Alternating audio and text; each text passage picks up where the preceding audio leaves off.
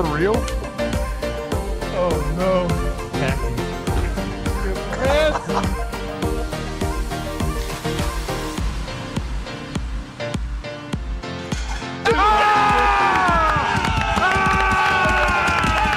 Let's go.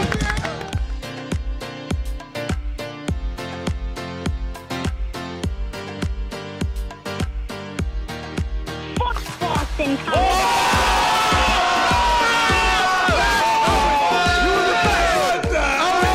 State of OH! Today.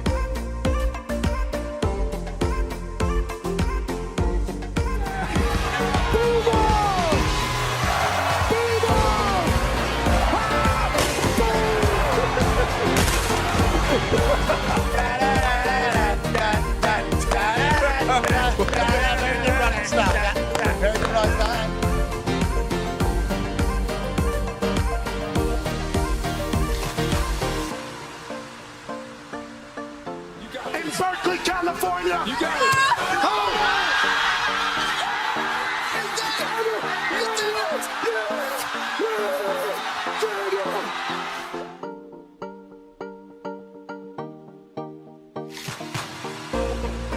This one's for three.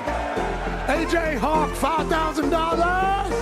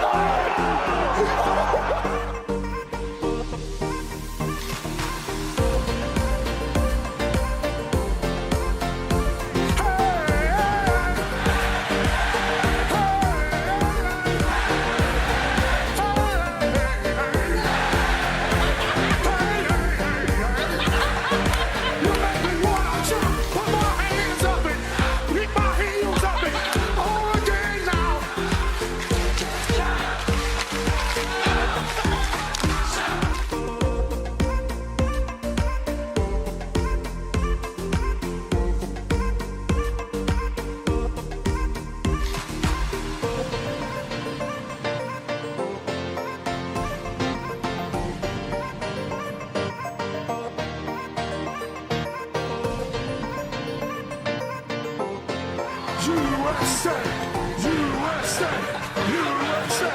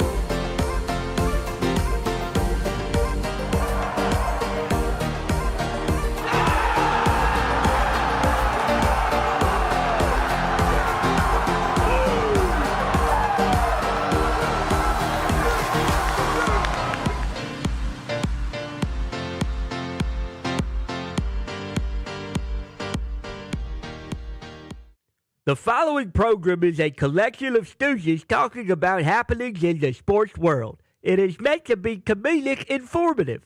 The opinions expressed on this show do not necessarily reflect the beliefs of their peers, their boss, or ESPN. There may be some cuss words because that's how humans in the real world talk. If you are young, please seek permission before watching any further. Hey, What? let's go. This show stinks, and the fact that you listen, we are very, very thankful for it. McAfee on the line with a gorgeous assist. The all-time leading tackler for the Green Bay Packers. You pink. Damn it! Be a friend, tell a friend something nice could change their life.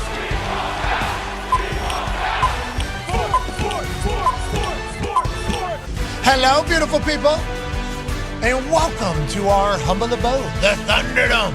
on this State of Sport Wednesday, May 27, 2026. This program begins now. Sports Are the absolute greatest, and don't look now. Torts might have turned the Vegas Golden Knights into the greatest hockey team that ever existed. The reason why I'm saying that is because they just swept the team that was being called the greatest team that maybe ever has existed. And now we wait on the East as the Canes and Canadians have Game 4 this evening, and they will go on to face this Vegas Golden Knights team that obviously started as an expansion team about 9 years ago or so, and then they got hot immediately. They've already won. They've been to the playoffs basically every single year. This year, though, they fire their coach just days before the playoffs, and everybody wonders if they were going to collapse. Instead, the coach that they hired, Torts, absolute dog, has rallied this group to become a unified bunch who's on the ice with dangles and talent, but also a brutal physical style. And they got this us against the world mentality that might lead them to Lord Stanley Cup. Stoner's back on the ice. Jackie Ace is obviously fresh off an Olympic gold medal. Sorry, Canada. The boys are buzzing in Vegas now. The kings of the Western Conference await who will arrive for Lord Stanley Cup's tournament out of the East. Tonight, Game 4, Canadians, Hurricanes in Montreal. Oui, bonjour, ça va. We will certainly be chit-chatting about this as the day rolls on. We got Kendrick Perkins joining us in about 15, 20 minutes or so. Is Oklahoma City back? I want to let you know we were watching the game last night on our phones, and what we saw quickly was loud thunder, heavy rain over the Spurs from Oklahoma City, who seems to be all the way back. You know, SGA goes crazy, 32 points. 16 of them come from a free throw line. We knew that was coming. 16 of 17, he's not blowing any opportunities. What we do know is that this Oklahoma City team might be who we thought they were. This might be the dynastic squad. We thought the alien, that man right there, was maybe going to divert this dynasty into a different direction, but instead, Oklahoma City says, let's not forget who the hell we're dealing with. Hartenstein, okay? Hartenstein might be the biggest X factor in this entire series. Nobody could have guessed that going in, especially with how many names and how many titles we have around the entire benches of both these franchises. And Caruso, obviously that Paisan has been greedy all series. But the San Antonio Spurs, they're not just going to walk away from this. No. 3-2 series. This one looks like it's headed towards 7 unless Oklahoma City decides they want to punch their ticket to go take on the New York Knicks. We were in New York City yesterday. That's right. Got a chance to travel over there. It wasn't just me. The talks table here at Boston Connor, at Ty Schmidt. You got a pin on? Yeah, I do. I got my my Mitch Marner pin because, you know, he's never been past the second round of the playoffs. A lot of people are saying he might be the reason him and Torts that the Golden Knights are a team of destiny, are over the hump. And I just... I thought he was asked, though. Everybody in Toronto told me and that's why I put it on, because I'm sick and tired of all these people. Yeah, why don't you go ahead and get in there a little bit closer if you can actually... This is not a Columbia ad, although it is a fantastic shirt. I do like this crew neck sweatshirt, but no, this is what you need to be paying attention to. You can't really tell, but those are pucks, and they're on fire because he is leading the Stanley Cup playoffs in points at 21. Jackie Ace is right behind him at 19. So, yeah, you know, I'm sick and tired of these scumbags in Toronto saying this guy sucked his entire career. He choked. Maybe you sucked. Maybe so, because guess what? He'd never been past the second round of the playoffs, and now, you know, he's exonerated. Everyone knows how good he is. The Golden Knights are going back to the Stanley Cup Finals. I mean, it is just a great day to be alive, especially if you're Mitch Marner. What a night last night. We had numerous jockin' diets, I do believe, at the Sports Emmy Awards last night. We appreciate the nomination. Yep. Hell yeah. And the invite. 9-year NFL vet, Darius J. Butler, and I might have had the worst seats in the entire building. Now, on that note, honor to be in there. Yeah. Honor to be honored to be in there. Mm-hmm. Now, I'm not 100. This is our seat right here, okay? This is where we sit, okay? First row. We are first row, which was great. We're honored, once again, honored to be honored to be there. Sure. Honored to be honored. Loved how happy a lot of people were when they won in there. That was Legit. cool. I loved watching people get so excited, knowing that all their hard work, because there's a lot of editing and audio. I mean, you're talking about a lot of isolated times where these people are just with each other. They have no idea. So for them to be honored by their peers, celebrated by their peers, it was really cool to be in the room where you saw some people have some genuine moments of fulfillment and probably feeling like it was all worth it. Like everything they did. That was a really cool thing. We were on the stage, like jammed on the stage, okay? And now, my knees aren't the best. D-bus aren't the best. We're on our own journey down there. These sign language folks, okay, we got to watch them all night. Mm-hmm. We're clapping like a motherfucker. Yeah. Yeah, crushed it. I mean, we are clapping like we couldn't see the screen behind them. So that was where a lot of information was. There was a lot of awards. Okay, there was a lot of awards. We didn't really know what all, because the screen we could not see. But we would like to say we were honored to be there. Had a good time. Long show, boy. Real long. That was a real long show. That was old school WrestleMania length. Yeah. that was one day WrestleMania. That's the type of length. But we had a great time. It was fantastic to get over there, enjoy and watch and meet people. Congratulations to NFL Live for winning, which is what we were nominated for, I assume. And then congrats to all parties that won all this. Game Day won another one. That was good to see. Congrats to everybody, and shout out to New York for having us. And it was difficult when we didn't know what was up. There's 70 awards. Yeah, screens the show, kind of, because you need to know what's going on the back. Yeah, a lot of videos on the back, too, kind of telling the stories of everything. Sounded great. We heard it. Yeah, we did a podcast version of the show last night. And we, like I said, Roy Wood Jr. crushed it. Absolutely crushed it. And congrats to all parties. But that was a fascinating experience last night, mostly because anytime you go to New York, we run into people. You know, we got a chance to go stop by the MLB offices. That was incredible. You run it. Every once in a while, you might poke your head around and you see Action Bronson there. Got my hair cut by a guy from Tajikistan. His name was Omar. I'd like to say to him, Spatsiva, I believe is thank you in their language. He came in here, gave me a flat area. There's Omar from Tajikistan right there. That's my barber's name, Omar. Omar? Yeah. Is he from Tajikistan? He's from Jamaica. Okay. So, I understand. A little different, I think. Tajikistan right there next to Uzbekistan. Afghanistan there to the left. China to the right. I learned a lot. He didn't know a lot of English, but I feel like we got most of it. Great cut out of this guy. Oh, yeah. I mean, just absolutely great cut. He didn't have to touch, I don't think. You know, that is maybe more common. He was in. Yeah, he done got time for that. No. He was in there. I appreciate it. New York City, baby. But also, everybody we talked to in New York, they believe this is the year for the Knicks. Oh, yeah. All of them. Let's go to one half of the hammer. Dahn. Cowboys, AP Tone. Have they put out series odds on DraftKings for what the Knicks would be against the Alien or what the Knicks would be against Oklahoma City? Because this Knicks team, it's hard because we've been so calibrated all season to talk about the West. Okay, because the West has all the storylines. The dynasty right now that's cooking in Oklahoma City could continue its journey to being talked about as one of the greatest teams ever assembled in the history, and it's a small market team, and the way they went about doing it, it's fantastic. Good for the story, good for sports, everything like that. An alien might come into his own. Holy hell, there's 4 different species of alien. I didn't see a Wemby in any of those species, allegedly, that they're reported, so there might be a little bit more. He's going to win it. These dudes have won every game by 30. Yeah. I mean, at what point do we not have to, I guess, just respect and say, hey, maybe the buzzsaw is in New York, and that's what I got from my trip to New York yesterday. Everybody there that is Knicks fans is like, hey, this is the one. And I think the Knicks players potentially feel it as well. They should. They're more connected than they have ever been. They're playing great ball. Defensively, they're outrageous. They're healthier. It feels like they're fresher because they get a chance to wait. And they've been smacking everybody right in the mouth. What are the odds against Oklahoma City and in San Antonio if they were to make it to the finals? And what are your thoughts on who we should maybe hammer in the future department? Yeah, I mean, it feels like they haven't lost in forever. Obviously, game 1 was the huge comeback. That was the rest versus rust game. They had the rust through the first 3 quarters and then just came back 22 points down in the fourth quarter and won, and then never looked back. And obviously they dominated the series before that. When you look at the odds, though, bookmakers do not care about that. Spurs are minus 225 versus the Knicks. The Thunder are minus 265 versus the Knicks. In game 1, Spurs would be minus 4.5 versus the Knicks. In game 1, the Thunder would be minus 6.5 versus the Knicks. They are hosting in both of those situations. And it is series-wise, they're going to be so rested. Yeah. And it worked out for them in this past series. Game 1, obviously, they had to come back from, but after that, they absolutely dominated. And in the West, we've seen how they are just beating the shit out of each other. I haven't leaned to a side yet, but the Knicks are hard to bet against right now. They certainly are. It's just because what these guys have seen them do to people. They made the Cleveland Cavaliers quit. Oh, yeah. Big time. Embarrassing. This Atkinson guy is special.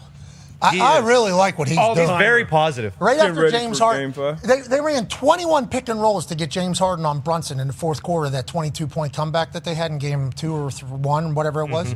And he came out immediately afterwards and said, James is one of our best defenders. Okay, we love this guy. Give him the ball more, actually, is what we need. And everybody said, this guy doesn't know ball. But what we said was, no, this Atkinson guy's trying to gas up his team. Yep. This is coaching. Like, hey, he's just worried about the locker room. He's not worried about everybody's response to him. He's worried about gassing up the team. Then he comes out and says, analytically, we've been a better team for 3 of these. Yeah. They were down 3-0 in the series, but analytically they did their thing. James Harden comes out after they get swept and say, a pretty good team. I think we're still better. Better team. And then they quit clearly on the court. So if you're the better team and analytically you're winning, what does that mean about this Knicks team that they're just able to smack you right in the mouth still against all the odds, I guess, that the teams are saying that they're actually up against? I don't fully understand what the hell's going on in Cleveland. And if I'm a Cavaliers fan, I think I got a lot of questions about what the fuck is going on in that locker room and why we're talking the way we're talking around. Especially with the decisions they've made right after. Obviously, keeping Kenny Atkinson on board. Now, look, he's a good coach. Obviously, he got him to this point. But I feel like every time he opened his mouth after a game, he was trying to get himself fired. Like, I couldn't believe I had to ask if I was AI, the analytical shit. And then you saw the report come out right after the series was over that they plan on, getting a multi-year extension done with James Harden as well. So, where are they going? And Donovan Mitchell's kind of sliding under the radar. I know he wasn't 100%, but being a superstar, a lot of that weight is definitely on your shoulders. And then on the other side, the Knicks, we all had questions about them firing Thibodeau after making it to the East Conference Final. A lot of people were on the other side like, hey, they made the right deal getting Mike Brown in there. And then coming into the playoffs, it was like, hey, finals or bust. That's how the Knicks fans treated it. But everybody else was like, yeah, whatever, we've heard this before. But the run that they've been on, I think I saw on Get Up earlier, they played like 4 games in the last 23 days. And then we expect this Spurs OKC to maybe even go 7, so they'll have even more rest. I never would have thought I would say this, but I may be leaning towards these guys, Jalen Brunson burning the boys. DraftKings says no, though. DraftKings says no. DraftKings says in the series, the West is still favored over this team that has 4 games in 23 days. That's the lightest schedule that they've had in, 8 months? Crazy. What is that, preseason? Sure. What is that? Because they're probably running more games at Equinox in the offseason than they are right now because they're just steamrolling through the damn playoffs. And then, obviously, we think the West is going to go 7 because we think Wemby won't go silently into the night. I forget what it was, back-to-back losses, whatever. The conversation, the stories are what they are. And allegedly, he called a... Oh, yeah. That was awesome. Saw that. A couple of them. That was awesome. Hey. And Just letting this Frenchman do whatever the hell he wants. The dancer. oh, you don't like old school ball? What do you mean we're letting? We don't know if he called that. That was quite a shot there. You like unethical hoops? You know what? Depending on the day. I'm a huge fan of SGA. I'm a huge fan of OKC, and I think they'll get it done in 6. Okay, so let's go to SGA and Oklahoma City. Yeah, they could close the series out. How do we think about their matchup? Because DraftKings feels like Oklahoma City favored. Yeah, I think it'd be kind of cool to see just because if SGA and Brunson flop at the same time, what happens? Just joking. But some of the stuff from last night was ridiculous. Like the entire turnover debacle and the free throw thing, like I do think there's a conversation to be had. But also at the same time, when you do watch the entire game, it's like he is getting fouled on some of these plays. Like you can't just point guard with ball. Yeah, point guard with ball who is very good at going left, going right. Like it's hard to guard him. It's the reason he's the MVP. But it's a conversation of like, well, part of this, they are just falling down, and someone is telling them, like whether it's the coach being like, hey, look, they don't know how to officiate the game, so if you do go to the hole and you get bumped and you fall, they're going to call it. But, yeah, like that's disgusting. There were a couple. He's 7'5", that guy. He just did that. Yeah, and it's nasty. And there's sometimes, too, when he goes to the hole and then spins right and finishes with his left, it's like, all right,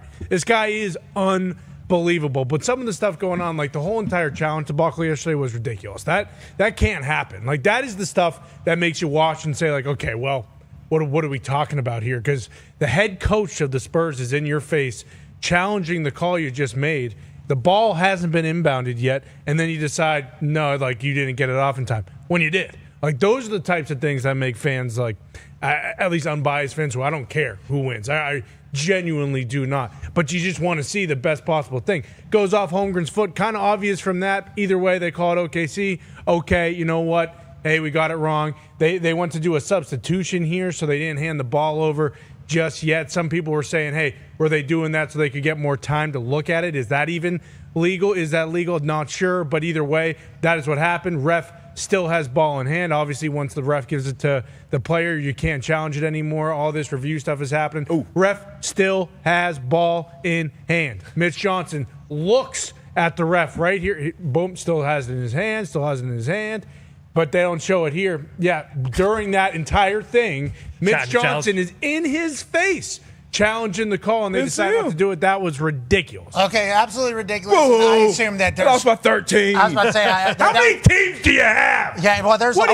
like players, all right? I like greatness. Back-to-back MVP. And look, it's not just about SGA. We talked about Big Sting. Harkenstein.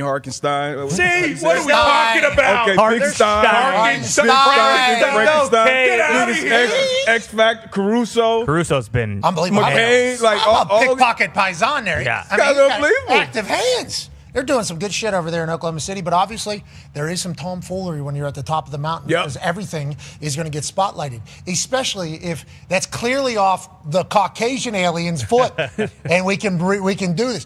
Shout out, by the way, to the MLB who took us into the replay review thing and broke the entire thing down to us. I guess there's 10 challenges a day that go back. They're reviewing every. Yeah, look, that's Ryan. He's an operator right here. This guy, he's I didn't want to.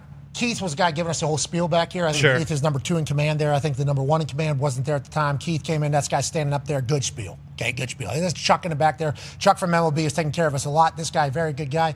He laid out about 145 things we could do during All-Star Week if we want to do that. Oh, okay, sure. And we are very, very thankful for the MLB doing that, and it's going to be an honor. But them walking through everything that they've had to do and their plan through challenges and everything, you can tell that every league understands that like we were just in the NFL's McNally review system. Yeah. The review thing, you could tell that the leagues are very focused, hyper-focused on right now, trying to get it right. So the fact that that happens last night in the playoffs, while the reviews are obviously so important and a part of every single game, can certainly cause a conspiracy, not theorists, conspiracy Which room is quite better? wanderers.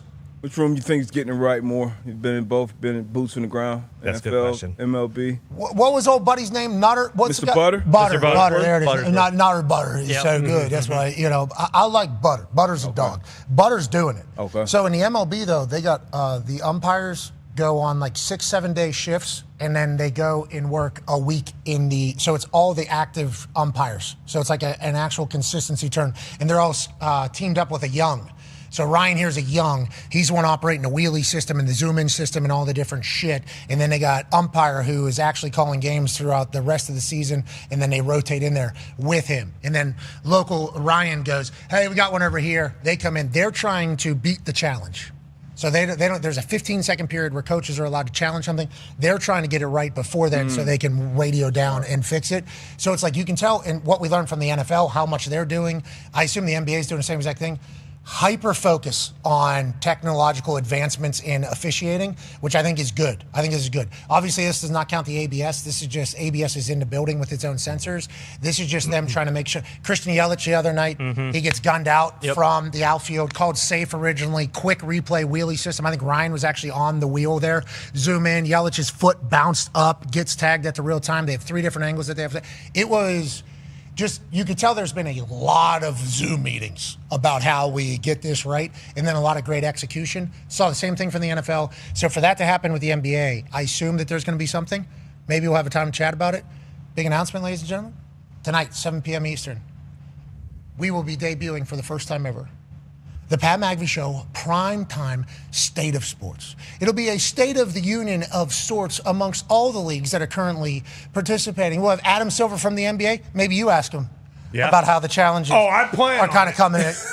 I'm playing on it big time. Well, let's remember, this isn't like a debate. This is kind of his thing. He'll be just giving a question. Just a question, Adam. I'm joking. No, but we might have some questions in leading fashions about needing to get things right. But Adam Silver will join us. Manfred will join us. MLS Commissioner Garber, who I believe has been doing it for like 100 years, potentially on his way out. He'll be joining us to chit-chat about everything going on. Dana will come on about UFC and Zuffa. And then Engelbert will join us from the WNBA. We'll get a chance to catch up with all of them. Then we'll follow up with people from that particular league to kind of get a reaction. Then we'll pinpoint and bounce around. There'll be surprise guests, 7 to 8:30 p.m. Eastern time. Obviously, before the hockey game kind of gets going, we'll be able to do this. Now, this was supposed to be Knicks Cavs. Okay? So everybody talks about how the big city markets are the teams that the networks want to be in the tournaments and to continue to go through the playoffs. Accurate. I think that is true that they want that. Now, they're not biased towards it, but they certainly would want that. The thing they don't want is sweeps. Yeah. Okay? Multiple sweeps in hockey and in basketball now, happening in a lot of things. So not only they got to fill time, but also there's a lot of advertising in Game 5, Game 7 advertising. Gigantic. So the sweeps are what the networks do not want. We've learned that from our conversations representing the Indiana Pacers and Indianapolis teams to these big city suits saying, you guys don't want us in here. And they're like, no, we would just not like, we would like this to at least go 5, 6. We need 6 games. Okay, that is what the thing is. So the sweeps happen. Not only are obviously the advertising dollars from the final 3 games no longer existing, but also they got to fill time. We were asked, hey, would you want to fill some of this? It's like, yeah, sure. So we're doing like a state of the union of sports of such. I think it'll be a good time. Obviously, we'll do it in our own way, but that'll be tonight, 7 p.m. to 8:30, and then we'll all watch the NHL, kind of try to figure out what's happening in the Eastern Conference. That one should be fun. That's coming together in like 48 hours with newborn Midas. Love you, brother. Oh, yeah. Badass mama kicking ass, baby girl Mackenzie, and trip to New York for a few hours to lose the Emmys, but show respect to everybody. Yes. And so the other thing about New York is, unfortunately, the best cheesesteak now resides in New York City because Danny and Coop's cheesesteak was unbelievable. Yeah, shout out to Coop. Sending some Danny and Coop's cheesesteaks to the hotel that we couldn't eat in the restaurant. We had to eat outside of it because Ben Stiller was filming something in the restaurant. Which is very kind of Ben Stiller because he picked a good restaurant. And from my understanding, what he's filming in there is about to be the cast was unbelievable. In God. There. So Coop sent us as a good luck some cheesesteaks. We appreciate that. We had a great time in New York. Baby boy Midas is kicking ass. Mom's kicking ass. And tonight should be a lot of fun. Hopefully it's the first of a few. Hell yeah. We'll see how it goes. It'd be cool. Thank you to all the commissioners for joining us. Yeah. Very, very kind of them. Should be fun. Joining us now is a commissioner of his own right. And I'll tell you what. You know what I mean? You can find out. You find out. You can. Yeah. There's a FAFO thing that kind of happens. And people kind of forget about that because they see people on TV and all these things. They forget that humans have a natural instinct to be humans, especially when you're an absolute dog. Ladies and gentlemen, NBA champ, 15-year vet, and a guy that almost ragdolled somebody at a basketball tournament this weekend. Ladies and gentlemen, Kendrick Perkins. How you doing, Perk? What up, Pat? Hey, first of all, hey, congratulations, man, on the new baby boy. Okay, that's the first thing. Thank you. You're a good man. All right, You're a good man. Yeah. Things got heated this past weekend, man. things got heated. Yeah, things got heated. Okay. Yeah, and look. Go ahead. What you said? You were going to kill this guy. So what happens here? So I have a couple offensive lineman friends, okay, who they're big. And we used to go out, and there's always a select group of dudes that are out there. Not a lot of dudes, but they see the big guy, and they think to themselves, oh, yeah, this guy thinks just because he's big. And they start shit with the fatsos. Not you. I'm just saying the offensive linemen, just so they can tell their friends that, they did. Does this happen to you regularly, or was this just strictly a disagreement that happens on the court with a team that you're coaching, your kids' team? What's kind of going on there? No, so let me give you the details real quick. It's my organization, right, Young Perkins Global, and we're in a tournament. It's a heated game, 17U. They're going back and forth, whatever. We end up winning the game. All right, cool. Well, the other team, they had this guy that's like 7 foot, 400 pounds. Jeez. After the game, he comes and he body slams one of my kids that play for my team. So I stay seated. Then I get up because everybody running around. The players, they about to fight. So as a responsible, owner of the organization, I get up. And I'm like, hey, man, y'all need to chill, X, Y, Z. I'm grabbing my players. I tell the coach of the other team, I'm like, hey, bro, get your players. I got mine. He pop off. And I ain't getting nothing. Who the hell are you? I'm like, bro, just get your players so I can get mine. We get up out of here. He said it. He got smart with me again. That's when I got pissed off. Yeah, I understand. I'm like, bro, who the hell are you talking to? Man, I'm talking to you. So then all of a sudden, boo, boo, boo, boo, boo. Now, what people didn't see was after that, we had a little exchange. Yeah, they held us back or whatever, held them back, held me back. And then afterwards, we dabbed up. He said, my bad. I said, my bad. And we kept it moving. All right, good. Hey, that's good for sports as a whole. Because, competitive energies are going to, kind of lead to combat every once in a while. This is going to be since the beginning of time and will be till the end of time in sports, that there's going to be every once in a while, there's going to be disagreements that are taken, especially in physical sports where people are hitting each other. But saying Pat, what's up after is a huge deal, I think, for society. Yeah, but let me say this to you, though, Pat. It's like this. So, for example, the kid that got slammed to the ground, his parents wasn't at the game. So his parents trust me with their child. So I got to protect that child as if he's mine. I'm going to stand up for him. Even though I didn't go over there with bad intentions, I got to make sure that that kid is okay and he make it back home to his parents. He's a young man, but again, he plays in my organization. Yeah. So I got to make sure by every means necessary that he's safe. Job well done through it all. I just want to let you know. And also, I'm going to say it for the other guy, him thinking to himself, Perk thinks he's somebody. I don't know you. Don't be talking. That's awesome. Just what was going through his brain. How do I piss off Perk right now? I don't know who you are. I don't know. I've never. Who do you think you are? It's like, oh, okay. You don't know who fucking Kendrick Perkins is. The team. His name's on the team that you're playing. That is a classic. Hey, happy you boys settled that. Happy you boys settled that. That's good for sports. Okay, speaking of settling things, obviously the Knicks were able to handle their business very quickly throughout this entire playoffs. Mm-hmm. They're waiting now for the West, and all of a sudden Oklahoma City gets a huge win here, takes a lead in the series, and it feels like the tides have kind of turned towards the loud thunder heavy rain as they beat the Spurs. Your thoughts on the response? Is this going to go 7? I think you said that at the beginning of this series you thought it was going to go 7. Is that still your lean, or do you think maybe Spurs are in a little bit of trouble with Oklahoma City maybe finding something? No, I believe it's still going to go 7. Look, role players play better at home. We saw that last night. We saw Henrich. We saw Jalen Williams. We saw, Jared McCain. All of those guys had big moments in front of their home crowd. In Game 6, I expect the Spurs to do the same. Now, I will say this. If we're talking about who has been the best player consistently for the Oklahoma City Thunder through these Western Conference Finals, it's been Alex Caruso. If I had to give an MVP to a guy right now, if the Western Conference Finals end on, Thursday, my MVP vote, if I had one, would go to Alex Caruso. He has been fantastic all across the board on both ends of the floor. Isaiah Hartenstein straight up punked Wemby last night. He punked him. He did. Wemby looked tired. The physicality was at next level. I thought Jalen Williams came in off the bench and picked up where Isaiah Hartenstein, left off. And look, Isaiah Hartenstein had the best game of his postseason career, in my opinion, last night, and every bit of it was needed. And last but not least, I'm going to give a little credit to Chet Holmgren, because I've been on him. But he came out early, 12 points in the first half. He had a quiet double-double that nobody's really talking about. He put his fingerprints on his game as well. Yeah, and also his foot kicked that ball out of bounds, and brothers wouldn't let their challenge happen. Yeah. What Cornell? Because I want to get on his ass like back pockets right now. Go ahead. Get his ass, Perk. Listen, did the ball go off a check? Yes, but we also have to know the rules. The rules is, and I love Miss Johnson, is that you can't just say challenge.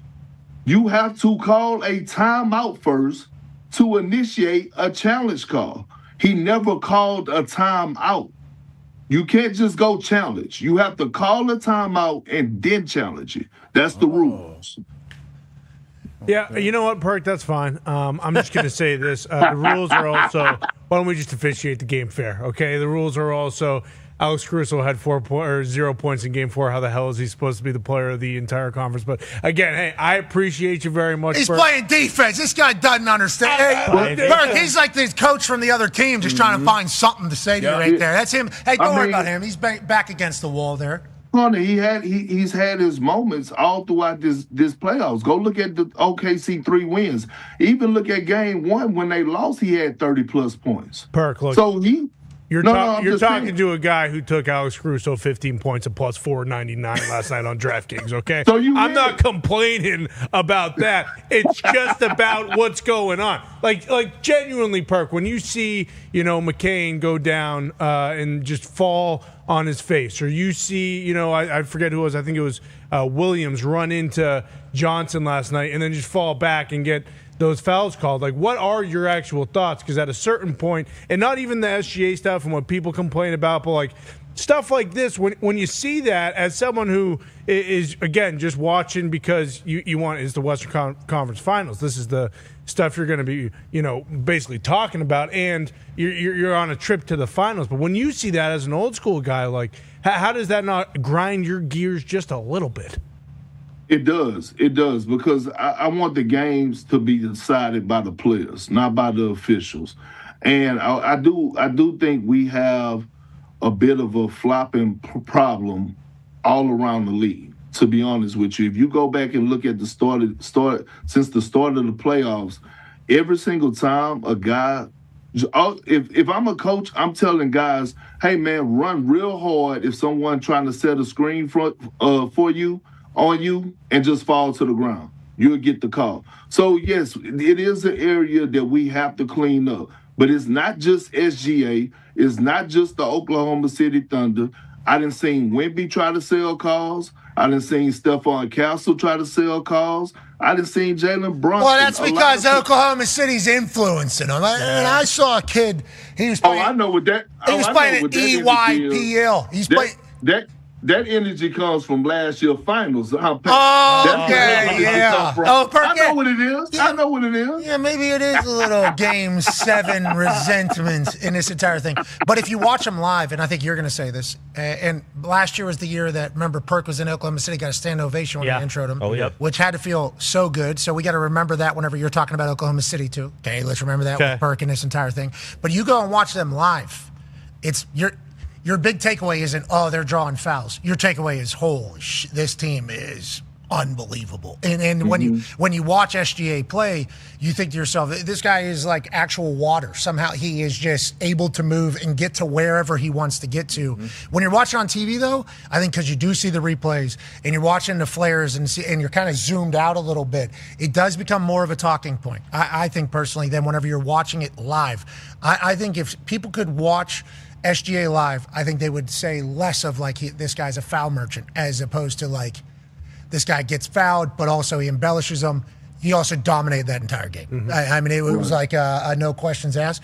But I did remember just whenever he brought that up, Perk is beloved in Oklahoma. I forgot that he's definitely going to go to bat for him. I like you kind of question him, like, hey, just kind of. I mean, it's a real conversation, and to what you said, like, yeah, he gets to the hoop. He's unbelievable, and the mid range is cool because that is kind of a throwback. You're not seeing as many threes, but like when a guy scores 32 points and he only makes 8 buckets, it's a little bit of a thing. Let's talk about throwback. Did I see go ahead, Tone? Yeah, Perk. Did I see Wemby exit the game and then tell Plumlee and Bismack Biyombo to maybe let Jared McCain know like, hey, we're coming next game, or how did you feel about this whole situation? And do you think that's what he said? I mean, look, it is a bit suspicious because, I mean, that was intentional. That blow right there, that was intentional. Like, come on now, that was intentional. And I will say this. I don't criticize Coach Dagnall a lot, but it's nowhere in hell Jared McCain should have been in the game at that point. I kept wondering and saying, hey, man, when are you going to get your starters out the game? Like, when the San Antonio Spurs basically threw in the towel, he should have did the same because situations like this. But they definitely came in with a mindset of, hey, man, we coming in to put you on your ass. And I done been in that position before. Like, I was one of those ones where, especially late in my season when I wasn't getting playing time at all and they needed someone to be checked, I was coming in the game to whether it was a hard screen or a hard foul, like I was one of them ones. So I don't know what was said because it probably was said in French, but I will say it do look a little suspect. It do look a little suspicious now. I ain't gonna lie. All right, forget about calling hits, maybe. Okay, forget about that. Let's just talk about him on the court. Go ahead, D-Bud. Yeah, what's your thoughts on kind of his, I guess, up and down performances? We all remember the first game where everybody, was comparing him to Shaq or Hakeem, Tim Duncan having a dominant performance.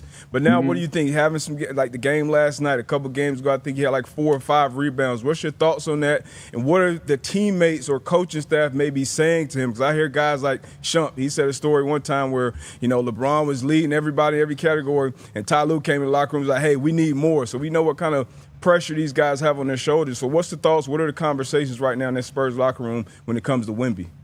Well, with Wemby, I would say this, as expected, right? Like, we're talking about, like, this is the conference finals. This is a deep run.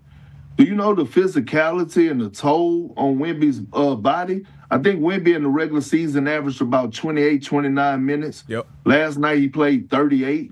So he's playing a lot of minutes.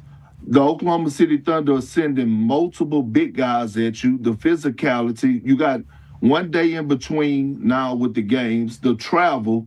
So this is a learning process. Like, I refuse to give the Cavs a pass because everybody was talking about, oh, they're tired, they're exhausted. No. Wemby, I could give him a pass. Last night he looked exhausted. Half of it had to do with the physicality of the Oklahoma City Thunder. The other half is just youth and going through these growing pains. And Coach Dagnall said it himself. He said a quote along the lines of, this is not basically about X's and O's no more when you get this deep into the postseason, into a series.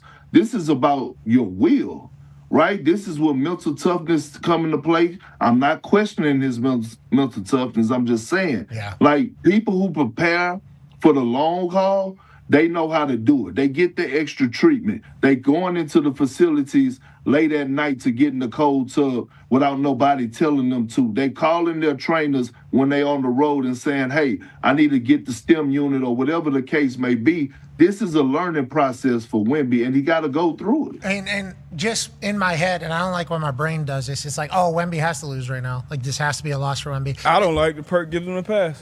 What do you mean? I don't like it. He's young. We crowned him. This year's through. Yes, we should. You're being a boo-hoo boy. Yeah, you are. You're being boo-hoo Butler today. Butler. I'm not handing out passes. Boo-hoo Butler. It's the alien, right? He's 22.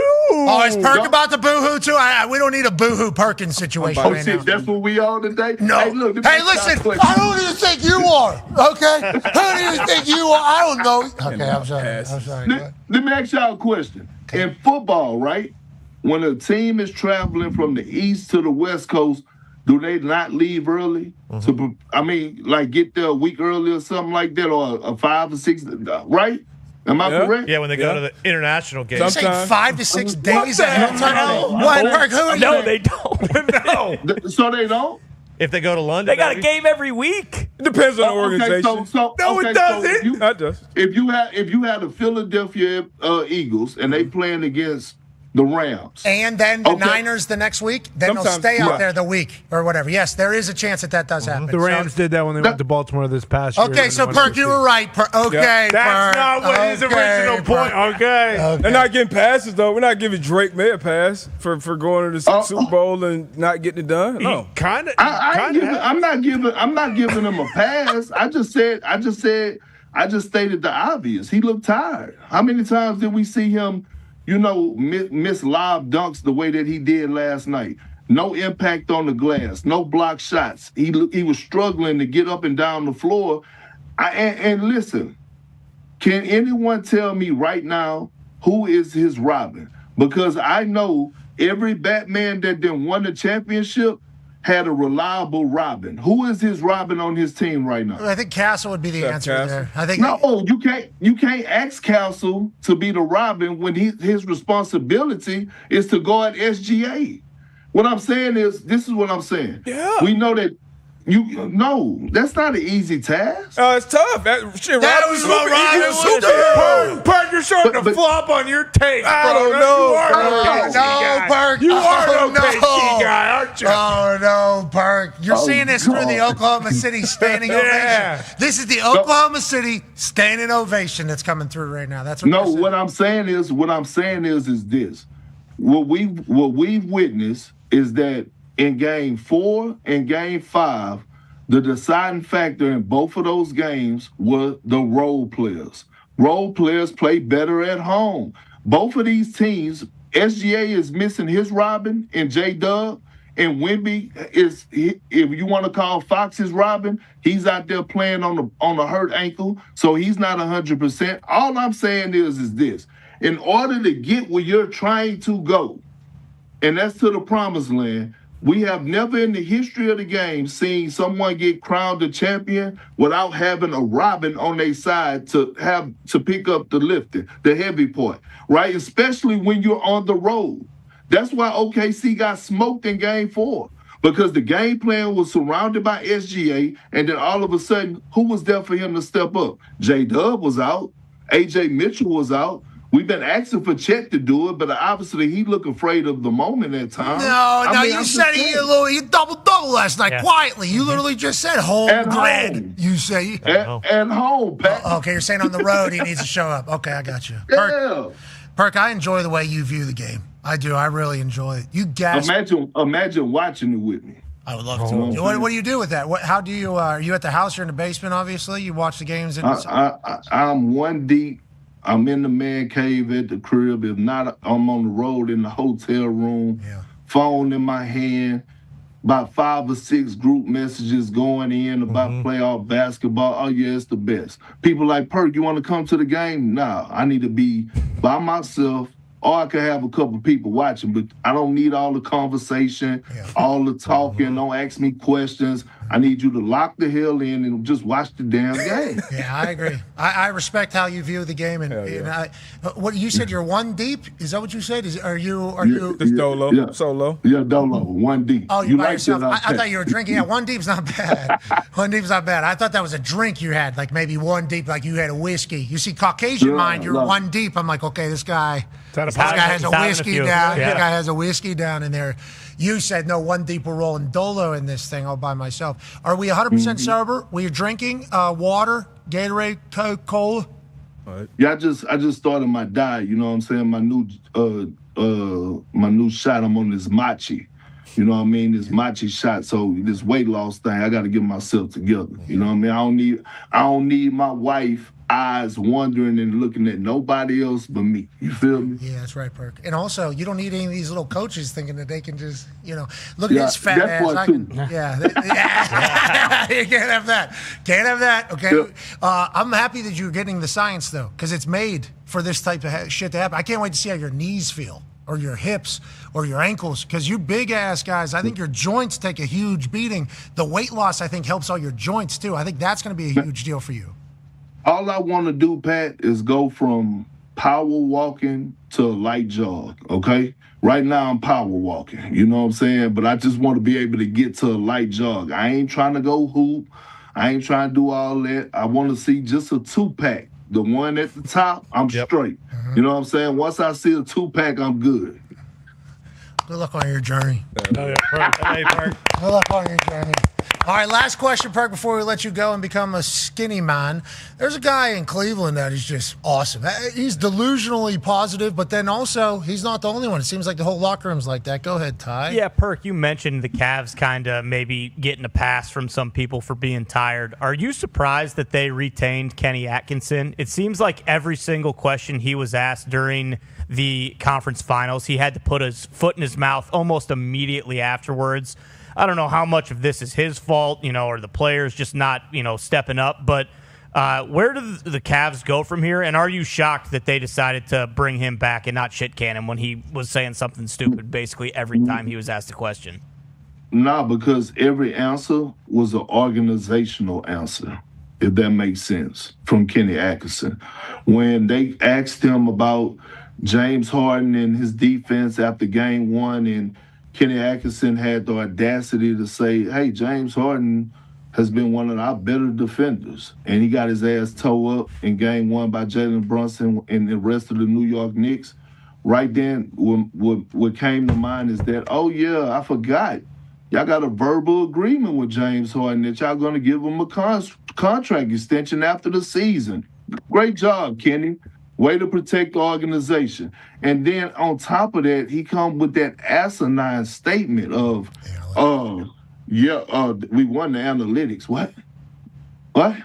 You won the analytics? Where's the leadership in that locker room? It's not what you do, it's how you do it.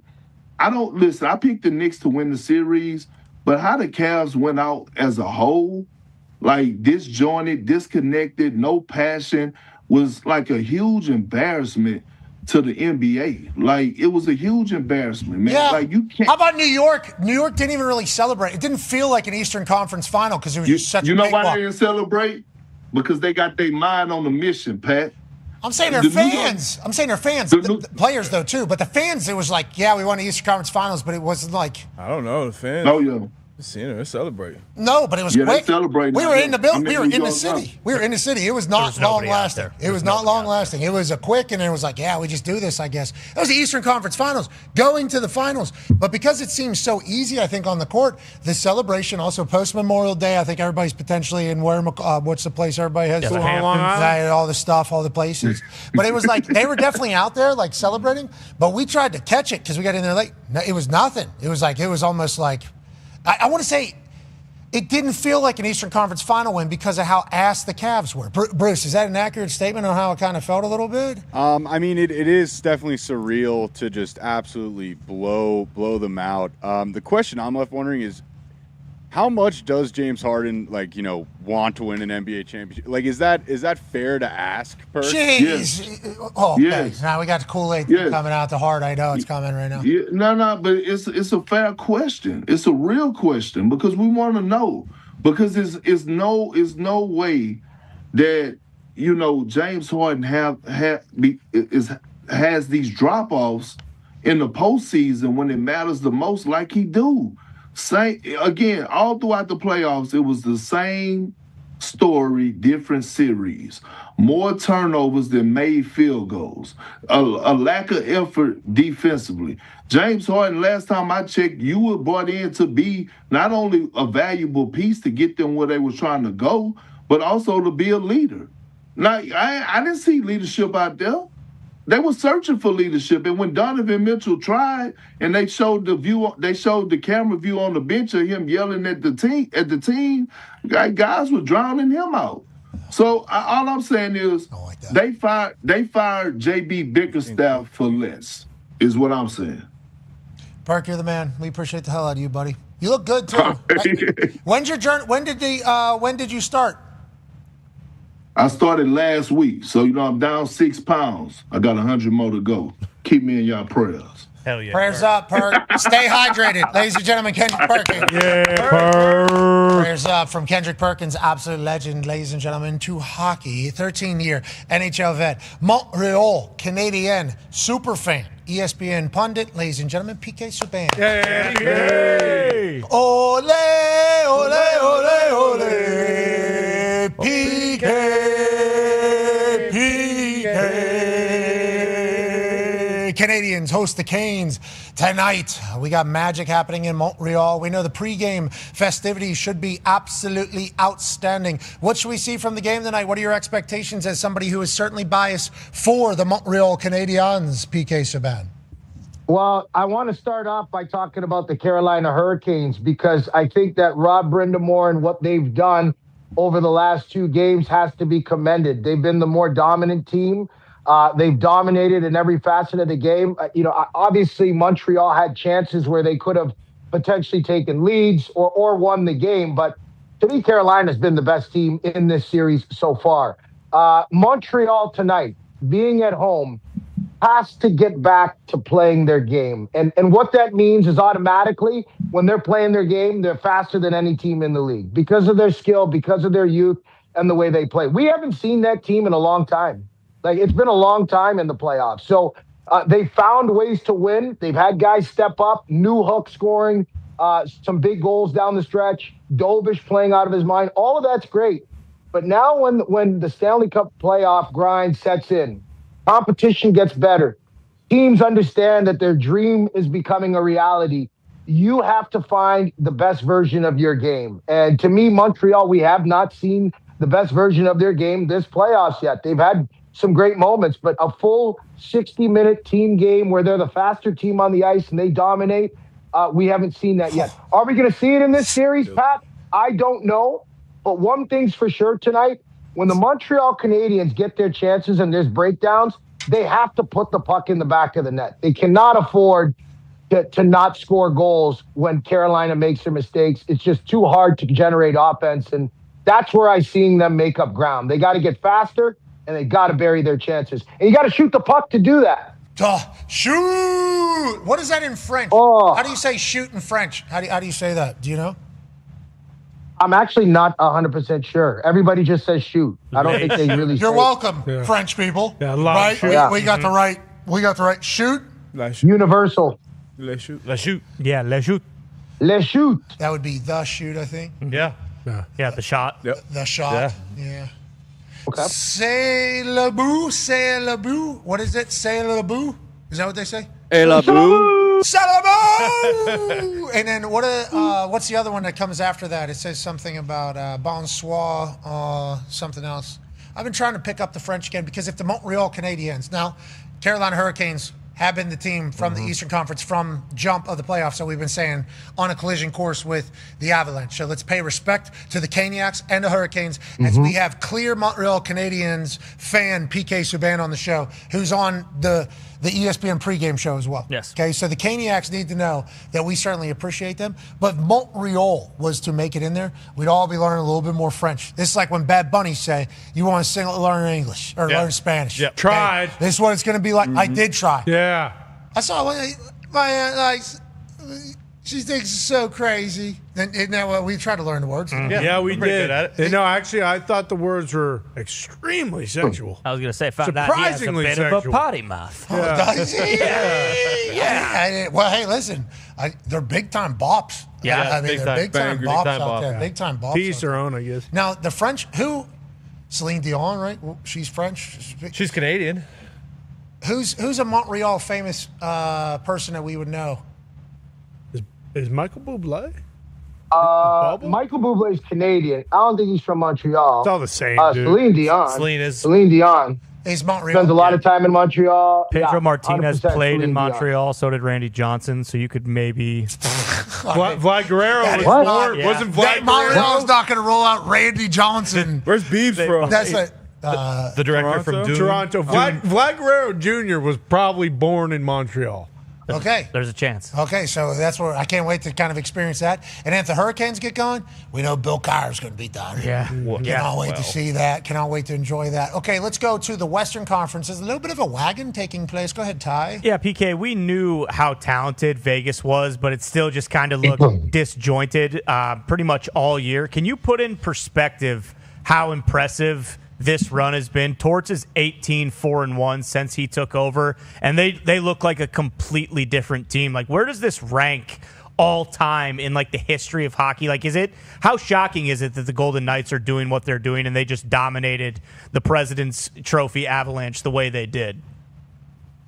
Well, as an ex-player, very rarely do I start off by giving management their flowers because I'm also very critical of management and some of the decisions that they made. But to me, management for Vegas have to get their flowers. To make that decision to move on from a coach in Bruce Cassidy, who's won a Stanley Cup with you, and bring in another coach in John Tortorella, who was fired not too long ago.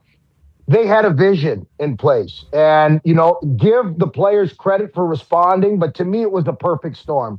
I said it last night on the broadcast that with John Tortorella, it seems like the consensus for me when I talk to players that have played for him or coaches that have coached with them, that if you want to be a hockey player, he's the best coach for you. Because if you come to the rink and you're willing to play the game the right way, your game is going to go to a different level. And I think that every player, there's not one player on that Vegas Golden Knights team that we haven't seen in the playoffs step their game up or take it to another level. Like you can't, I think sometimes we don't give enough credit to the coaches. Mess had sort of alluded to that last night, that the coach is super, super important. Torts deserves a lot of credit for where they are right now and where Vegas is. I think it's the perfect storm of Stanley Cup experience in that locker room and a coach that knows what to do with it. Torts is certainly a motivator. Are him and Signetti going to go down as... Whoa. Coach. Hard to argue at this point. Coach of the century candidates, both in the same year. I mean, what Signetti was obviously able to do, a perfect season in football, in a world that everybody thought perfect seasons would be over. And he's able to run the table, win a national championship for the Indiana Hoosiers in football, which is crazy. And then a man is hired how many days before the season ended? Or what was it? 8 games. Yeah, 8 games before the end of the season. 8 games before the season's over, going into a playoff run, and then able to turn them into a wagon. They were being counted out with the amount of money that they've spent on that roster roster, who they are, the team was lost.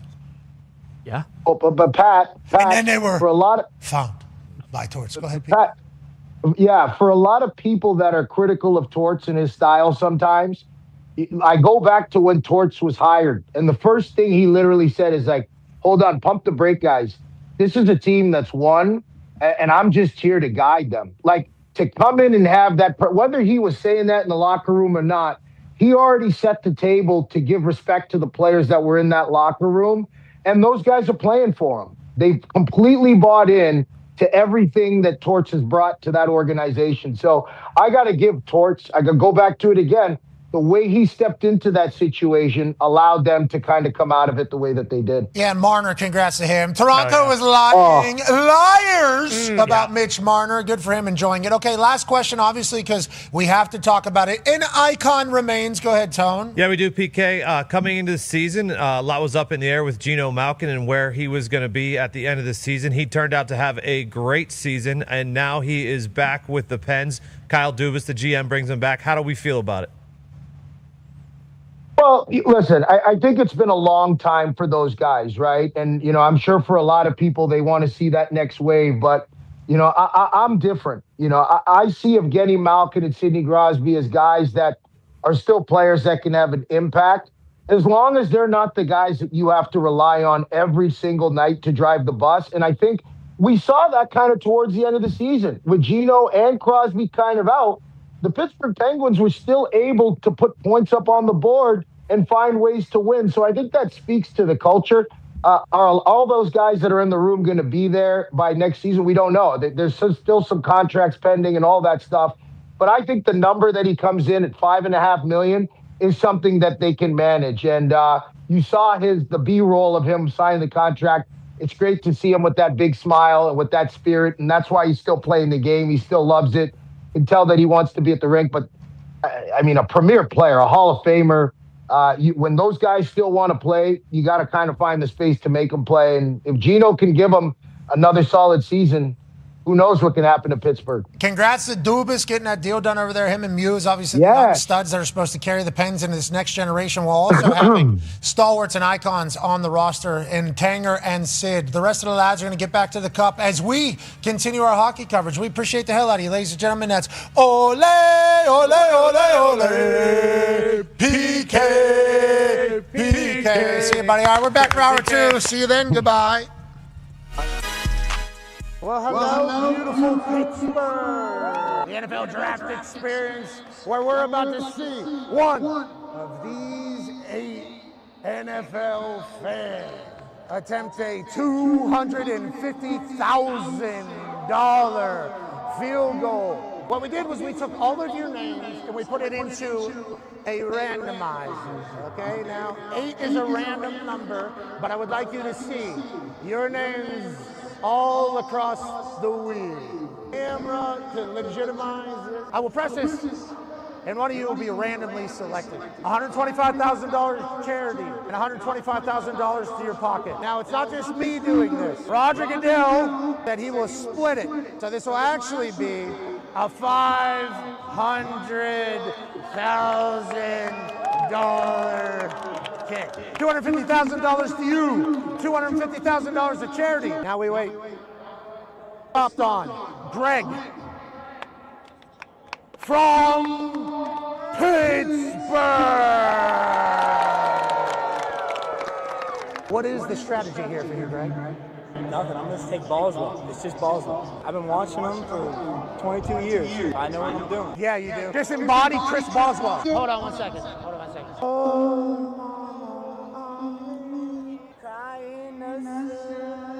All right, just kick the ball. Go on, Greg. This guy sucks.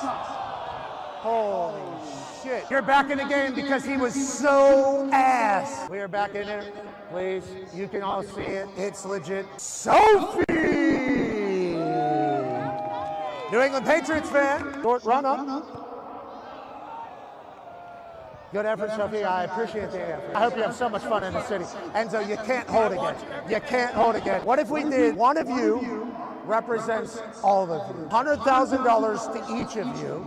if the person makes it, and then a match to charity from me and Roger Goodell. Now, you people who are representing all different teams' fan bases have to decide who will be representing for you. I'll see you in 30 seconds. They're going to start fighting each other. They got no chance in it. Now we got a Rams fan who might be the silent assassin coming out of the group. The team has spoken. If you could remind the entire world of your name and if you played soccer before in your life. Sam Bailey? No, I didn't, but I kicked in high school. Put her through, Paul! Oh, shit.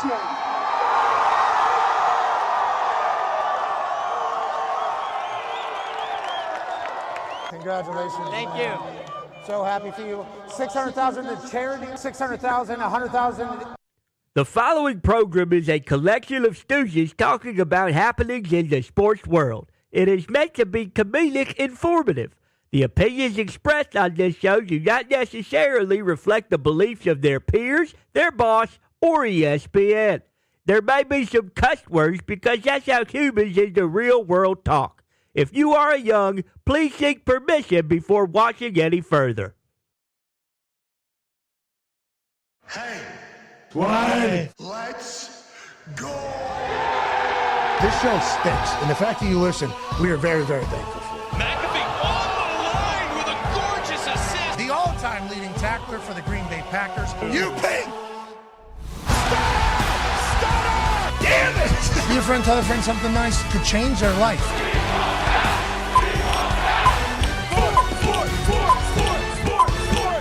Hello, beautiful people, and welcome back to our humble abode, the Thunderdome, on this State of Sport Wednesday, May 27, 2026. Hour two of this program begins now. Sports! Are the greatest. I like that. Seemed like there was a little remix from the boys. It's not just me that gets a chance to chit-chat about sports every single day because you people are the greatest people on earth for allowing us to do this. It's a great cast of characters who were actually nominated for an award last night. Now, I don't know if you saw the list of people that were listed alongside of us for the awards thing. There was 6 names in there that we had never heard of before listed on our show. So we thought ESPN maybe did a little, tomfoolery. Turns out the Emmys people just tossed them in there. Sure. Those people don't even work. There's people that work at other places.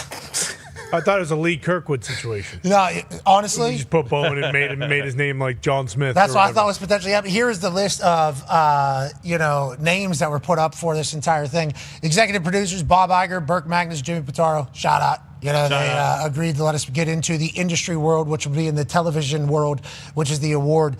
And then got me there, and they got executive editor Kyle Cathcart. Did we know Gumpy was going to be that high on the list? Hell yeah. We love that, Gumps. Good work up there, brother. That guy was a shit painter in Canada. He's up there. Senior coordinator and producer, studio analyst, Evan Fox. Okay, analyst on there, Fox, because runs you on the mic time. That's a big-time stretch right there. Senior producer, researcher, studio analyst. This is all that, by the way. Senior producers, boys. Congratulations to you guys. D-Butch, Connor Campbell, Anthony DiGiulio, and Todd Schmidt. Senior producer, studio analyst, AJ Hawk. Producer, Mike Foss. By the way, Fist, big part of this entire thing. We appreciate the hell out of Foss. So, senior feature producer, Bill. Obviously, he's coding the internet and ripping clips. Feature producers, here we go. Never heard of these people. Okay. No idea who these people were. John Scott, equipment manager for the Indianapolis Colts. Oh, nice. I don't think that's the John Scott they're referring to here. And Torrance Wilson, never heard of him. Segment producer, researcher, student, Bruce. Atta baby, Brucey boy. Go, Bruce. Director, Morgan Thomas. Never heard of this guy. He's a talent. Now I'm really bummed out we didn't win because I would have loved for these guys to join us on stage. That would have been awesome. I don't know if those people are even in the building. What we're saying is, felt like last night there was a nice little initiation period for us into the industry. That's what it kind of felt like, right? Yeah. Oh, yeah. Yeah, it felt like the bill of goods we were sold before we went over there. Hey, you guys are going to be right in the center of the orchestra. You're all going to be sitting together. That was never going to happen. No. That was never in a million years. You guys had green at 9 situation. It really did feel like you that. guys had the 4 worst seats in the house down here. We were literally in the last row of the auditorium, way up there. Oh, my God. I mean, it's just, we should have known. We should have known. Now, I want to, talks to the table at Boss Connor and Ty Schmidt. Congrats, boys. One half of the Hammer. Cowboys, AP Tone, 9-year NFL vet, Darius J. Butler. And also, ladies and gentlemen, live from Manatee, Ohio, a man who is an Emmy-nominated television analyst and senior producer, researcher, college football national champion, Super Bowl champion, Ryder Cup winner, ladies and gentlemen, AJ Hawk. This asshole. Okay, this guy claps. You know that little toy where the monkey has the two symbols? Yep. That's how this guy claps in public. Much louder than that dumb monkey, you know. Agreed. I don't know, though, if Mystic Set Ben was to make one of those monkeys and we told him to make one of those things to be like 20 feet tall with symbols 10 feet tall or whatever to bang them together, I think they would potentially get louder than AJ. I didn't know this about AJ. I don't think any of us knew this about AJ. And I think AJ was kind of having a moment where he was reliving the glory days because he told us at one point, oh, yeah, I forgot. I used to go to like events like this on a regular basis. I'm the loudest clapper in here, okay? He was like proud of it. So we didn't really know what that meant, I think, at the beginning of the night as we were on our journey, bud. We're all on our journey down there as we're down the corner, knees eating my chin. Honored to be there, okay? Honored to be there. But certainly not what we were told was going to be happening whenever we're there. What really became the show early was not with our eyes, because we couldn't see anything, obviously, because of sign language people, and then we couldn't see the board, which was kind of telling us everything that was happening in real time, and we didn't really know any of it. The show became how loud and when AJ was going to clap. And the thing that we didn't know, since we've never been at the show, is I guess at some point in the middle of the 70 awards, okay, people stopped clapping. Not an exaggeration either. AJ did not 70 awards. Yeah. 70. AJ didn't know that we're bowing off the claps right now. So somebody got a one-person very loud ovation, and that clap was from AJ. It echoed through. He started 10 claps last night, maybe 15 claps. Trying to keep it on time. I feel for I'm a senior producer, so I feel for the people backstage trying to keep it going. So when if they pause towards the end of it, I'm getting a big clap to get the rest of the auditorium going so we can keep it moving. Yeah, the big clap was like... I'm first and last. I want to be the first clap and the last one. And I'll tell you what, he was. Caught me off guard, taking a sip of water. Guys, spit on the sign language people. Spit on the sign language people. You caught me off guard. Yeah, because honestly... Alarming. This clap was obnoxious. I wanted to come to in the stream. I was hoping, like, my dad pistol watched some of it. I need to go back and ask him, hey, could you hear me clap like a lot of those times when they announced the winner? So we get through the first half of the award show. Okay, we get through the first half. AJ makes an executive decision for his clapping. He goes, in the first half, I was clapping left-handed. Second half, I'm taking it right-handed. So expect louder almost. Start of third quarter was going to be louder than what we had been hearing in the second quarter. And I'll say, AJ kind of lost it, didn't he? He lost a little steam. Got a little tired. He did. He lost. He got tuckered out. I brought it back. I told you. I admitted. I said, hey, I took a little bit of a break. My hands were hurting. I felt like I can't do this every single award. There's 70 of them. So I did. I took a little bit of a breather, and I came back strong, I feel like. I think the theater felt it whenever you stopped clapping. I think that's really when the energy potentially dipped a bit across the board, I think. And I think if we ever go back to that, if we're ever lucky enough to potentially have a schedule work out, because we are in the middle of playoff stuff. So if schedule works out again for us to be able to make it, even though, that was pretty chaotic 4 or 5 days. And we did want to pay our respects to the people that, I thought that was a potential olive branch situation there. Sure. Once again, what we were told. Yeah. What we were told first, we just want to show our respect. There was like Colleen Wolfe handed out 5 Emmys to herself yesterday. She won 5 because the 5 straight people didn't show up or whatever. And I was like, see, that's why I didn't want to, because in that room, I think we could see it a little bit more because you guys are in the back. We're right up there. And so what we could see is people coming down. We couldn't see on the stage when they got up there. But what we could see is when they're coming down, people were so happy. I mean, so it was really cool to see how happy those people were. Whenever they won, it felt like there was a lot of it was all worth it type feeling coming from the people that were walking on stage. And I don't know how, even though it was long as shit, that show was long as shit, and I don't know if they think of it is the Television Academy, as like a television show that people are watching, or they just say hey, this is kind of how it goes. But you couldn't help but be very pumped for the people that were very pumped. We were witnessing huge moments for people, and I think that's what our show became, was super excited for the people. We have friends at NFL Films that are winning a bunch of awards that we've known for years, that have taken care of us for a long time at the NFL Films. We see them win an award, and it's I was super happy for them to be as pumped as they were, because they know that it's a big deal amongst their peers and everything. NBC won some. We saw Molly from the Olympics. It was great to see her. Cordella and Hughes. It was nice. So it was cool to be that. But it was a fascinating thing. They did a great job, like keeping it under wraps too, as far as who's going to win. Obviously, a lot of these things get leaked now, the Shams or the Shefties of the world. But like in that one of the last awards, where there was a big group right next to us down there. I believe it was the Four Nations that were a part producing that when they won. Like you can tell, it was genuine, like surprise and like you said, genuine happiness. So it was dope, just to kind of be in there, to kind of experience it. Obviously, you wanted to win an award, but NFL Live did a great job and they won it. Who was it? Nick Wright, I think, was up there. He talked about being bummed out for losing it. So whenever you're up for something as a competitor, like you want to win it, and then you see the guys who win it. Obviously we're friends with a lot of those people over there. So. Dan, he kind of rubbed it in our face. So he did. Pause. He kind of, hey, back to back, bitch. That's what he said. He said that. Basically, I didn't hear that. So Dan came up and said, back to back, bitches. AJ, wasn't it getting the narratives were getting a little outrageous by the lads? I started hearing some liberties. They're taking some liberties. They were taking some liberties. We're taking that story. Yeah, it was certainly a fascinating thing. Let alone what they were doing last week. You know what I mean? Let alone what they were. Check his timeline. Well, that's the thing, is if they lose, he's potting and subtweeting. So I'm glad that he got to win and be jacked and happy, because he was very excited. And they did have a hell of a year over there. Yeah. Honestly, and we appreciate and we watch NFL Live every single day. So it's like we are fans of that show. And I think that's what we realized. But it wasn't until, and I got something clogged, my earwax has clogged my right ear. So I can't hear anything on my right side. That's why I've been battling over here. You know what I mean? I've been battling that. I apologize for the entire thing. But whenever you see like Dan win that, you do think to yourself immediately like, I'm happy for Dan because I remember there was a subtweet like last year about something that happened somewhere. Oh, okay. Yeah. Guess I'm not good enough for an award. But they worked their asses off. They worked their asses off over there. So we respect it. We appreciate everything that happens. And Mina Khan, got a chance to chat with her. I think we're going to have potentially a conversation with her about spelling bee. Yeah, can't wait to celebrity everywhere. Huh? I'm a pretty good little speller.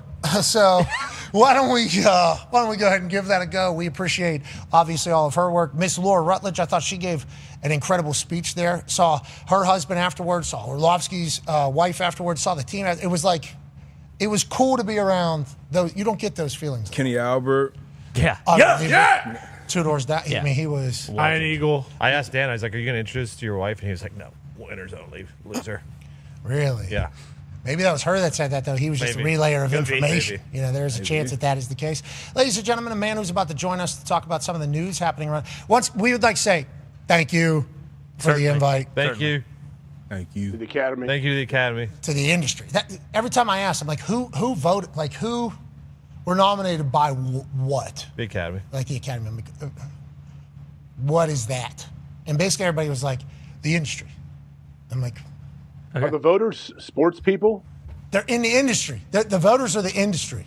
Oh, okay. So I still have yet to get who exactly they are. And once we're in Indianapolis, Indiana, I don't think people fully understand.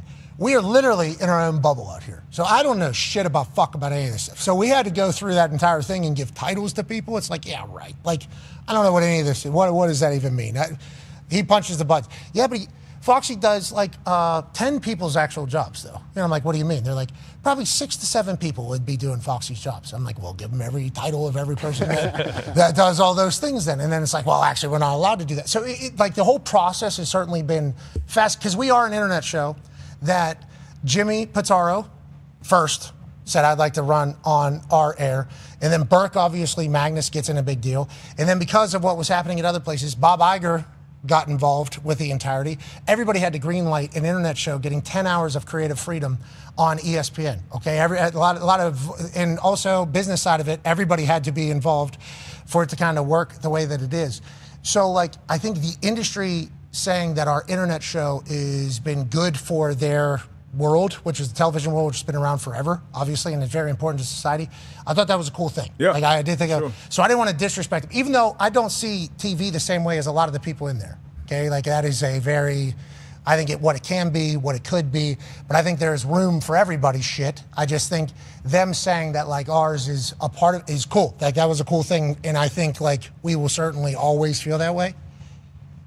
Would we have went to that though? If we, no, I don't think so. Especially with Baby Boy Modest, right? Definitely not. We were kind of told, and I don't know if this is what everybody's told, so maybe we're just kind of marks for this entire thing. But we were kind of told, like, hey, you guys are gonna probably win. You guys are gonna win this thing. I got a new shirt yesterday. Yeah, to get a new shirt, man. To dress up for the occasion. Good shirt. Nice. Got my haircut because I was like, fuck, if we're gonna win this thing, I'm gonna at least not look like an asshole out here. I'm gonna do this entire thing. And then whenever the winner is, I was like thinking to myself, where are the lads? Because I look up, you guys aren't in your seats. Okay, still at the bar right here though. Probably watching the same thing. Boys are gonna be on their way. How long is it gonna take for the lads to get to the stage? Because I was a part of the conversation. And it wasn't until that moment where I was like, are we about to win it? And then it's the NFL Live, and I go, of course not, we were going to fucking win this. Congrats, NFL Live. Well, and then we can think to ourselves, fuck, now what do we...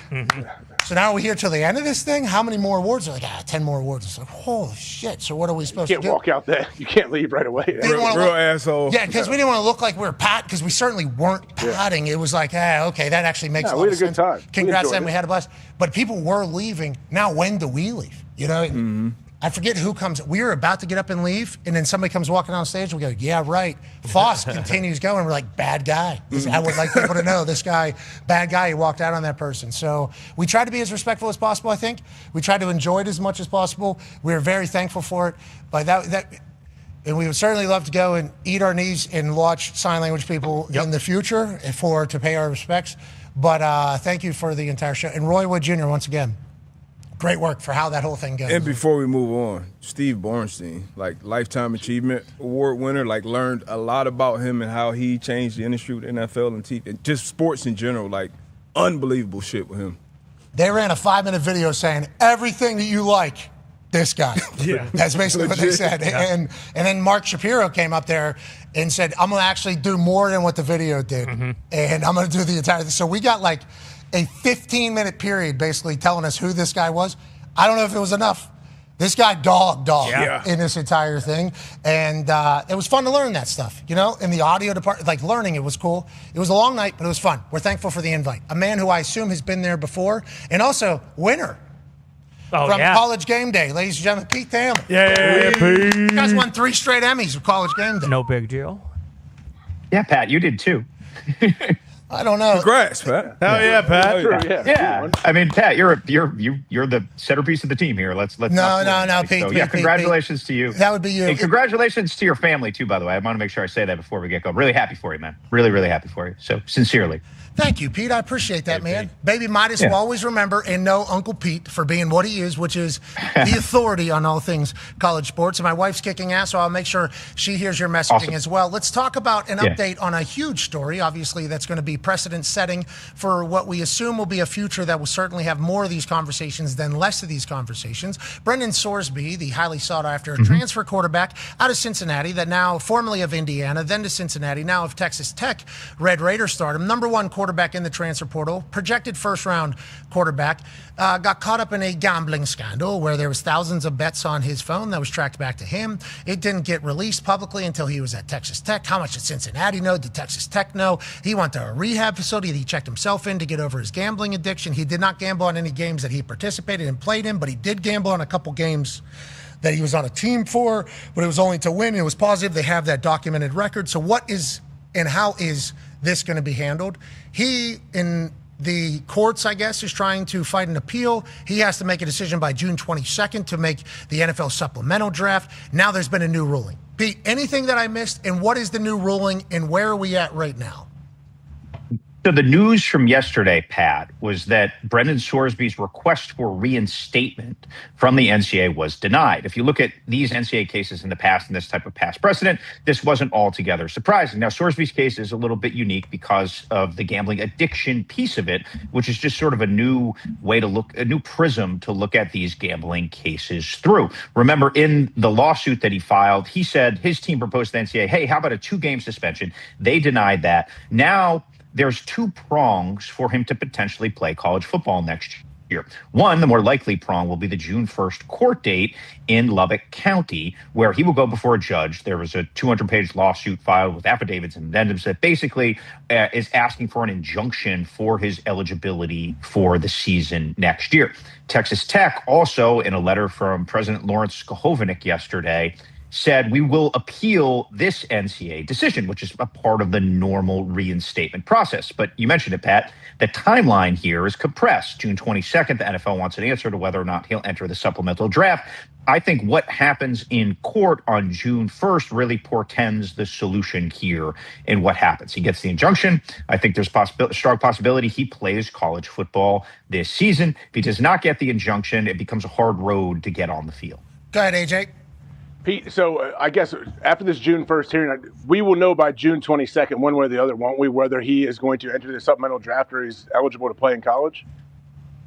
I think we'd have to, AJ, right? Like, he does have a robust market in the NFL. I'm not saying he's going to be a first-round pick, but look, the NFL is a quarterback-needy place. He is one of the top 5 quarterback prospects as of right now. Now, scouts will tell you he probably needs one more year, right? But if he had gone out in the last draft, there was a very good chance he was a top 50 pick. I think that's safe to say. And as we know, quarterbacks tend to rise when people fall in love. He has a unique skill set. There's probably some consistency issues, but he is a talented guy. So I would think that the need for clarity from college, and that some of that is expressed in the tenor of the lawsuit, comes with the fact that there's that NFL deadline, and he does have realistic options there.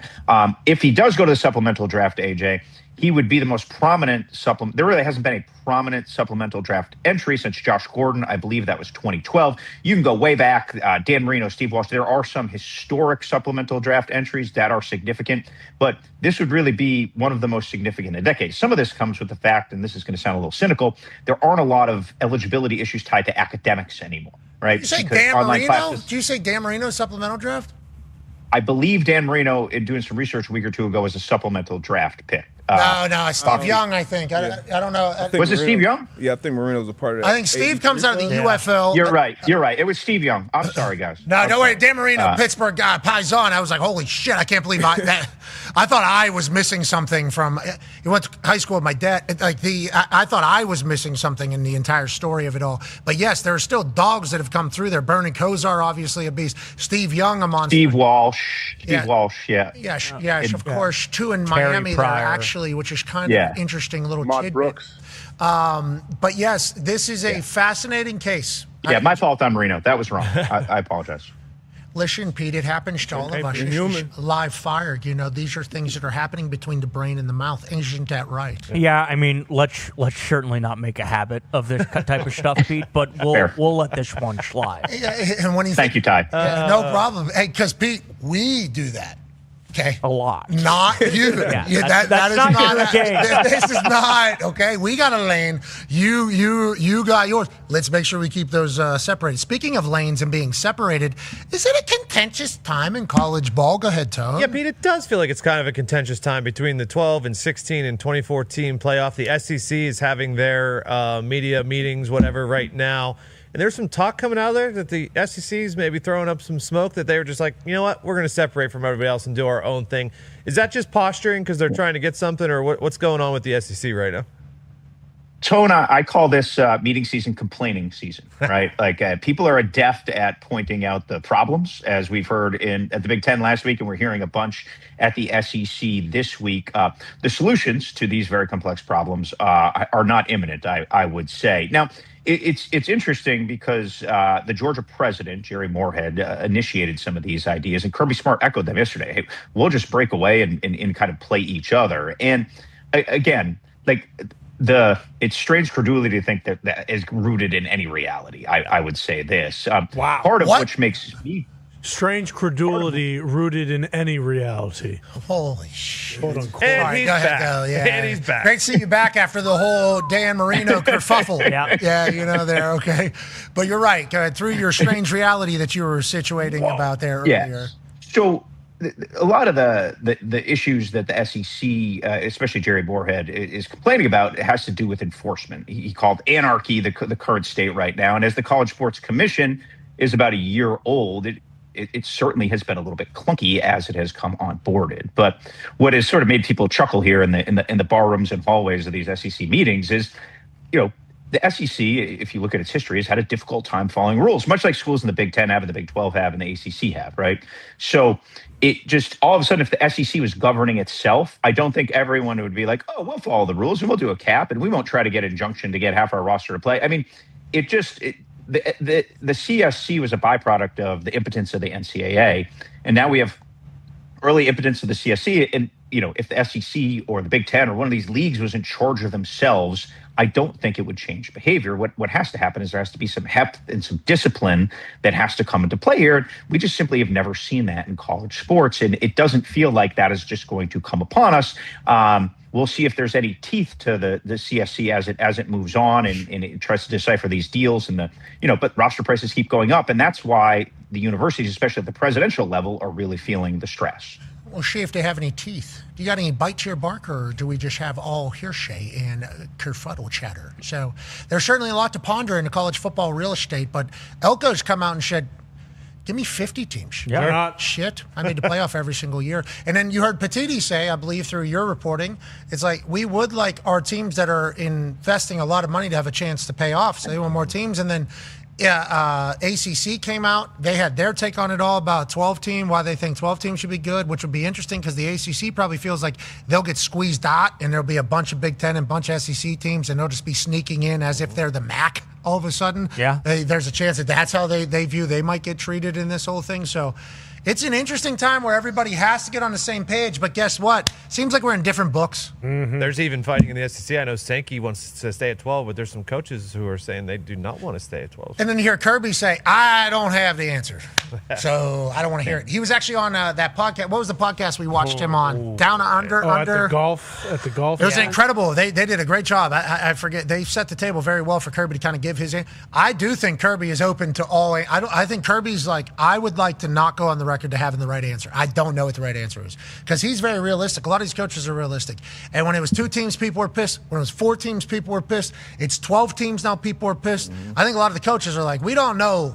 We don't want to be on the record stating what we think is right because inevitably people are going to be pissed off about whatever the decision is. If it gets to more games, there's going to be the purists that are not happy. If it stays where it's at, you're always going to have the people bitching about not being able to get the right teams in there. There's never going to be a right answer to this. So I think a lot of these coaches don't know what the right answer is, but we need somebody to be able to gather people together to make a decision. Like, I think that is a big part of the entire thing there, Pete, that we need. Yeah, so just to be clear, Sankey wants 16. He's been on record saying he wants 16. Petiti's leverage. That's what we're saying about the Dan Marino shit. Yeah, I misspoke. Yeah. No. It's fine. But it's interesting, Tom, because Petiti is obviously now, after a year after wanting 16 with automatic qualifiers, and that fizzled, Petiti wants 24, and the Big Ten coaches were very unified coming out of their meetings that they want 24. The picture here is a little bit more muddled, and there doesn't need to be an answer until December 1st, and we won't get one imminently, and Sankey made that very clear here. There's an interesting fundamental tension that they're talking about here at SEC meetings. That coaches are pro-expansion, and you mentioned it, Pat. If you are now spending basically at a minimum $25 million for your roster, they want a carrot. They want incentive. They want to legitimize that spending. If you're in the middle or lower class of the SEC, you just have to find all that money to invest in your roster. So there are, campus pressures there that have to be respected. But what Sankey is doing now, and it's sort of a fascinating theoretical thing, Pat, is the regular season of college football has supreme value, right? The week to week, we see it and feel it every week in game day where we travel, right? And at what is the tipping point? What is the inflection point for when a playoff gets too big and then it devalues the regular season? And so it's an interesting philosophical quagmire, if you will, because you really can't quantify that in any way. There's not a data point where you're like, well, if you go to 24, this game in week 8 doesn't mean as much, or there's the fear of like resting your starters that could come into play. So that is this kind of thing that they're digging in on here and talking through, and we won't get an answer soon. But Petiti was very clear at Big Ten. He said, we're staying at 12 or we're going to 24. We're not meeting in the middle. So sort of the battle lines are drawn. And what Sankey did was he wanted to tamp down pressure over like the significance of these next couple of days, dig in on the data, and then come to some sort of conclusion down the line. Remember now, only the Big Ten and the SEC's opinion on this matters. It's really a two. It is. No, that's like what the voting structure says. So you know, in the Big Ten, has made their intentions very clear. We'll see what the SEC comes up with in the upcoming months. I have tried to reach out to both parties. I've been ice cold. I've been frozen out. Bullshit. This is a rare situation, I think, with the particular parties in communication right now. Because normally I feel like, and there's going to be a couple deals that are going to come up that I think we can get to both sides, you know? And I think that's a good place to be. So you can potentially say, hey, don't we think maybe, right? Is that a thing that we can maybe think about? You know, try to just drop things in, you know, as friends of court in this situation. I've been frozen out. Not even both sides. Hey, what's going on? Okay, do one of those? Nothing. Wow. Just had food with this guy a couple weeks ago. I was just golfing with this guy. Great dinner. Then Paisano Petiti. I mean, I go to bat for the Big Ten pretty loud on a regular basis. Oh, yeah. Because the North is coming. Petiti's very thankful. We have a good relationship. Big time down. He always has cool Jordans. Hey, boy. Yeah. Hey, anything you need. You guys need anything? You let me know. Hey, what the hell's going on there? No response. Need some answers. We need answers, Pete. That's why we need you. Don't ever change. We appreciate that, pal. Thank you, Pat. Congrats again. Appreciate you having me. Thank you, Pete. Ladies and gentlemen, Pete Thamel. Yeah, Pete. Completely iced out. It is kind of weird. You guys have seen it. Literally. Oh, yeah. It's It's interesting. Why do you think so? Why? I think they're trying to figure it out, right? I think both sides are legitimately trying to figure out what they are either trying to present or who they're trying to get on their side. I don't know, because I know people don't think this, but we do try to get information from the actual people that are being talked about on program. Okay, so that is like something that happens every morning basis. You know, trying to figure out like, hey, what is real, what is not real. We're trying to learn. We do try to do all due diligence that we possibly can. Tonight's about. Yeah, exactly. We try to figure out as much as possible before, you know, kind of, so we don't.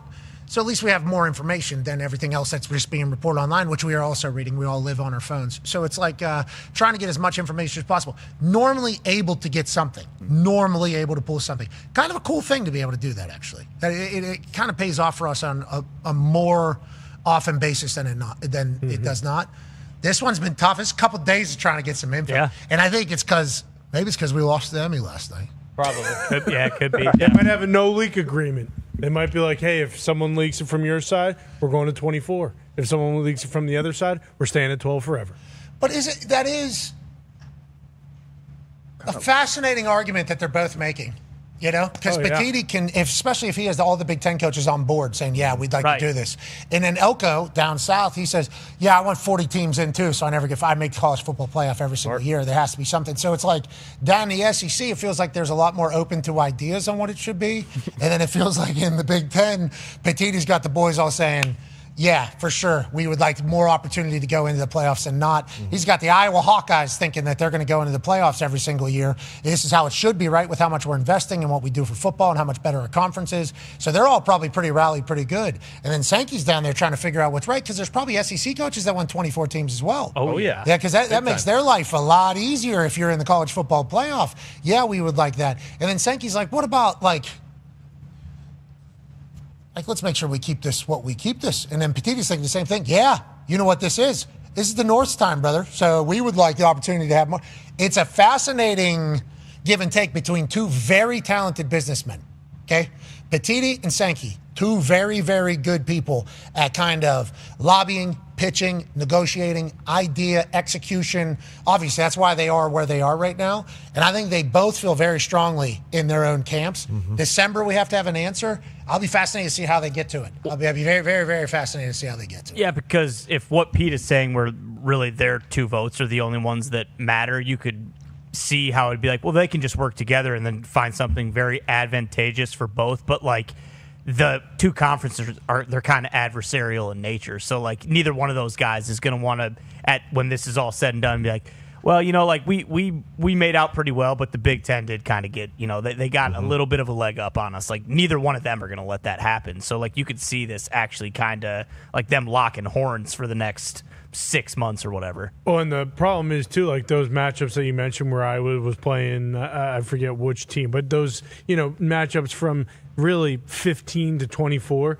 Like we knew pretty early on, IU, Miami, those two teams are kind of separating themselves. Like, what is the point of putting in 15-24. Do we really genuinely think any of those teams will ever? I think our biggest argument was like, why are we giving automatic bids to teams? Yes. That are clearly going to get killed. Correct. But then you know quickly who the two teams are. I think. I think Indiana was pretty obvious early. Miami had that close one in the wind. Yeah, right, with Texas A&M. yeah. So that and was, Ole Miss. That was definitely Ole Miss was hot. It was an interception in the end zone. So it is like they do kind of separate themselves. It's not maybe it's three teams. Maybe it's four teams. Like getting in because Miami almost didn't they came in as a Notre 10 Dame seed. didn't. A lot of people thought Notre Dame might have been like the second or third best team in the country. So here comes Petiti saying, wouldn't we like to see more have an opportunity? Yes. And then, then we'll find out who should actually get hot in there. And then Sankey comes out and goes, we're on a tournament sport. So, like, what, are we playing March Madness now? Okay. Hope we survive in advance. Like, what the fuck are we doing? Are we doing March Madness, one shining moment? No chance it stays at 12? 0% 16. chance? 16 is already kind of happening. Damn it. Yeah, because both sides have agreed to 16. The Big Ten, if I remember correctly, early reports were, don't know where they're at now, this would have to get updated.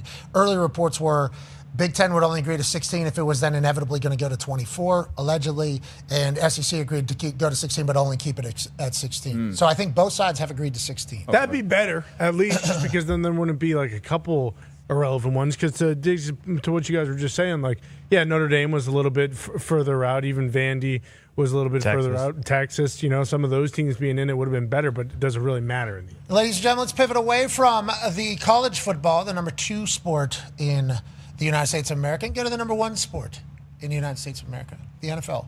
Ladies and gentlemen, joining us now, Junior NFL Insider for ESPN. Yep. Senior NFL Insider for NFL Network. Ladies and gentlemen, Ian Rappaport. Yay,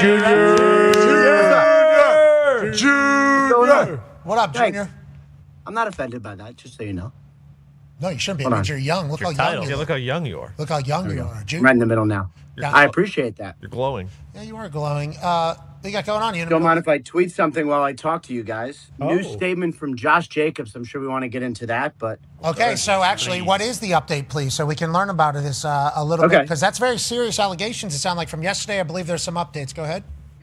yeah, some very interesting updates. I actually start with the one that came from the Brown County District Attorney. So yesterday, obviously, after 3 days, this incident started on Saturday. So 3 days, 4 days, whatever that is, till yesterday.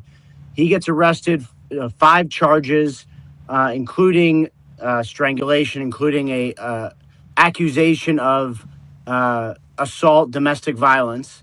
And so he is in jail yesterday. Today, he is released from jail in a new statement from the Brown County District Attorney saying their standard for charging Josh Jacobs is essentially different from that which led to him being arrested. Basically, there's a higher bar for them if they are going to fully charge him and prosecute this case. They are awaiting more information and essentially more evidence before they move forward on charges or not, right? So Josh Jacobs has been released from jail today. A new statement from his lawyers just now to me, David Chesnoff and Richard Schoenfeld, along with Clarence Stuchak. There you go. That's my statement right there. They are pleased that Josh has been released from custody and that no criminal charges have been filed. They continue to encourage everyone to keep an open mind. They remain confident that once all the evidence is gathered, it will confirm no charges going forward. Now, obviously, Josh Jacobs' lawyers have expressed extreme confidence at him not being charged and have urged everyone to be patient before making a decision on what this is. This would sort of speak to that. So Josh Jacobs released as of now. Okay, so we will certainly follow along your tweets and Shefty's as very serious allegations now are seemingly going the opposite direction for Josh Jacobs, and we assume this is only the beginning of all of this. Thank you for keeping us updated in real time on that particular story. Now, let's go to somebody getting paid a bag, a man who is one of the greatest in the game, a dude who is respected by everybody. Chargers just paid Derwin James. We knew this was happening. How long do we know this is coming together? And what do you think this says about what the Chargers think of Derwin? No, I think it's pretty clear Derwin James is a linchpin of this defense and, someone that they value very, very highly. I mean, this deal has been going on for, I would say, the last several weeks. And I thought when I was in Orlando around the time in the league meetings, actually about a week or so ago today, that it might come together. felt like he was going to be the highest paid. I mean, this is a really, really big deal. This eclipses Kyle Hamilton at $25.2 million average per year. It's almost $60 million in guarantees. And, basically for the Chargers, a lot of times what happens when you get a new GM and a new head coach is they kind of work together and they're like, all right, who are our guys? And a lot of times that means guys leave. Clearly, they identified Derwin James as someone who has to stay, has to get paid, and they want to lead going forward. I mean, this is their guy. And certainly on defense, this is the kind of guy you want to keep around for the foreseeable future. All right, Rap Sheet, we appreciate you keeping us updated on everything. You're the absolute man. Will we see you later tonight, maybe? I hear rumors. I'll be frosty. I'll be dressed better than this. No. Yeah, you go ahead and represent. Is that one of your row team shirts right there? Is that your rowing shirt? This is the generic that I bought at the Columbia Library, but it is a very nice T-shirt, so fits me great. I don't know if everybody at ESPN knows. Junior here was actually a college crew team member. Yeah. Big Looked like Big Ben. Yeah, he was eating protein, steroids, Jack. He was a Coxman. Yeah, it was the Coxman the one. Coxman's the one saying, "Who?" Yeah, I thought he dabbled. No, I was a rower. He was the bull. Yeah. He was the bull at the very front. In the bully. He was in the front. Oh, yeah. He could have done any of them. Tricep. Yeah, he was Got the pulling. pictures to prove it. Yeah, he certainly You've seen it. We'll find him somewhere. Ladies and gentlemen, that's Junior, who we might see this evening. And he's former... Possible. All right, you're working your way out of it right now. Yeah. Calm down, Junior. You're the man, ladies and gentlemen, you're Rap Reporter. It is great to see Junior back. Yeah. It is great. Yes. He's so happy, I think, too. Yeah. I'm okay with you calling me Junior. He loves Schefter. Mm-hmm. Like, I think Rap actually, respects the shit out of Schefter. And I think maybe Schefter, maybe his heart grew 3 sizes that day. When he learned that Rap Sheet didn't. Wait. Hold your horses. I don't know about that. Well, I think it's because he knows that Junior doesn't want the smoke with Shefty. If they get into a fist fight, Shefty will kill him. He'll try to kill him. Don't you think Rappaport, though? I mean, yeah, but he's long removed from his Big Ben Roethlisberger days. He doesn't look like that anymore. What was Shefty doing when we called him this morning? Sorry, I just took all my vitamins today. I got to go back to the gym. Yeah, he works out all the time. We catch Schefter in the middle of a workout every time we talk to him. I don't know if it's just like his kind of gimmick. Like, all right, so every call I make, I'll be sitting on this bike with a towel so that everybody thinks I'm always working. Not a bad...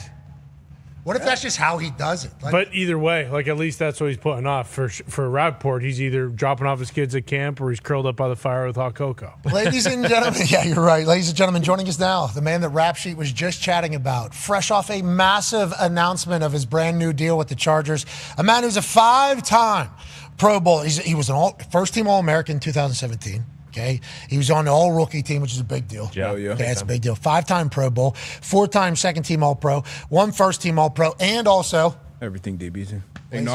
Ladies and gentlemen, Derwin James. Yeah, Derwin. How are What's you, up, man? y'all? Hey, congratulations, dude. Obviously well-earned. You knew this was probably coming and the negotiations were happening. When you finally get it done, what is the first, feeling? Obviously relief and joy, but what is kind of your thoughts as you ink this new historic deal? First of all, thank you, man, to just the whole organization, the Chargers, just for believing in me, the Spanos family, Joe Ortiz, man. It's really first class, man. Love here, man. Ever since the day they drafted me in 2018, I haven't not felt love the day one since I've been here, man. So nothing but respect to that. Just excited. I feel like just showing up as one of the leaders, man. Being able to show up, I feel like this just signifies to the whole locker room. You feel me? Like you come in, you work hard, man. They'll take care of you, and I feel like the Chargers been doing that for me. Yeah, I think that's a big deal, especially because you're on the team before Harbaugh gets there, before Herb gets there, before Ortiz gets there. So I've been a part of the situation where a new GM comes in, and once again, I'm not all-pro safety on team. I'm punter on team, but that GM tells me, hey, there's no loyalty between us. You're not one of my guys. That's normally how it goes. But with you, obviously such a transcendent player, as soon as Harbaugh got there, I think one of his first statements were Herbert's a golden goose, but then you look on the defensive side, Khalil, yeah, right, Derwin James. That is what a football player is. How much do you appreciate Coach Harbaugh being your coach, obviously, and also him coming in and not having any ego maybe about who's his guys, who's not his guys, if that makes sense, Derwin? Man, I love it. I love that man so much, man. He's real, man. He's authentic, and I feel like, man, if you love ball and you're about your work, about your craft, I feel like, man, you're gonna get along with him very well. And I just feel like he's been treating me nothing but with the utmost respect, day in and day out, man. I couldn't ask for a better coach to have. And just how you said, man, just being a part of the Chargers, even when Coach Harbaugh wasn't here, that's why I got to say a special thank you to the Spanos family, because they was really here. They've been taking care of me, man. And it's just I'm really lost for words, man. And of course, man, David Mugetta, man, just being able to get it done. We know how great he is, best agent out there, man. So just a collective of great individuals coming together, man. I'm really speechless, man. Yeah, you're one of those great individuals, brother. You earned it all. Hey, congrats. Take it. I'm happy you're speechless. Hell yeah. Hey, you work your ass off for this moment, man. This is what it's all about. I'm happy it's happening in a place that you absolutely love. And you're in that brand new facility, I think, too. It's like the nicest building we have been in across the NFL. So life's going to be good. Obviously got to win games. But there is some new faces over there. Go ahead, D-Bud. Yeah, rarely do you see one helmet, guys, especially back there in the secondary. It's just second time now becoming the highest paid safety in the league. So congratulations again on that. But new defensive coordinator, Jesse Minter, moves on, becomes the head coach in Baltimore. Now Chris O'Leary takes over. I know you're already familiar with him, but how's it been so far with Chris calling the shots? First of all, shout out to Coach Minter, man. All the love and respect I have for him. I feel like I owe a thank you to him. But Coach O'Leary been great, man. He came in with Coach Minter the first year, and he was my safeties coach that first season when they came in, man. We was the #1 scoring defense that year. And the energy, man, it's been contagious, man. He's been showing up confident in himself. He got a lot of respect for Coach Minter as well, and all the coaches that's here as well. But I feel like he's coming in with his swag, and he's coming in, and he's gonna have us right. I love what you said about Coach Minter coming from college, then to LA, now a head coach. Go ahead, AJ.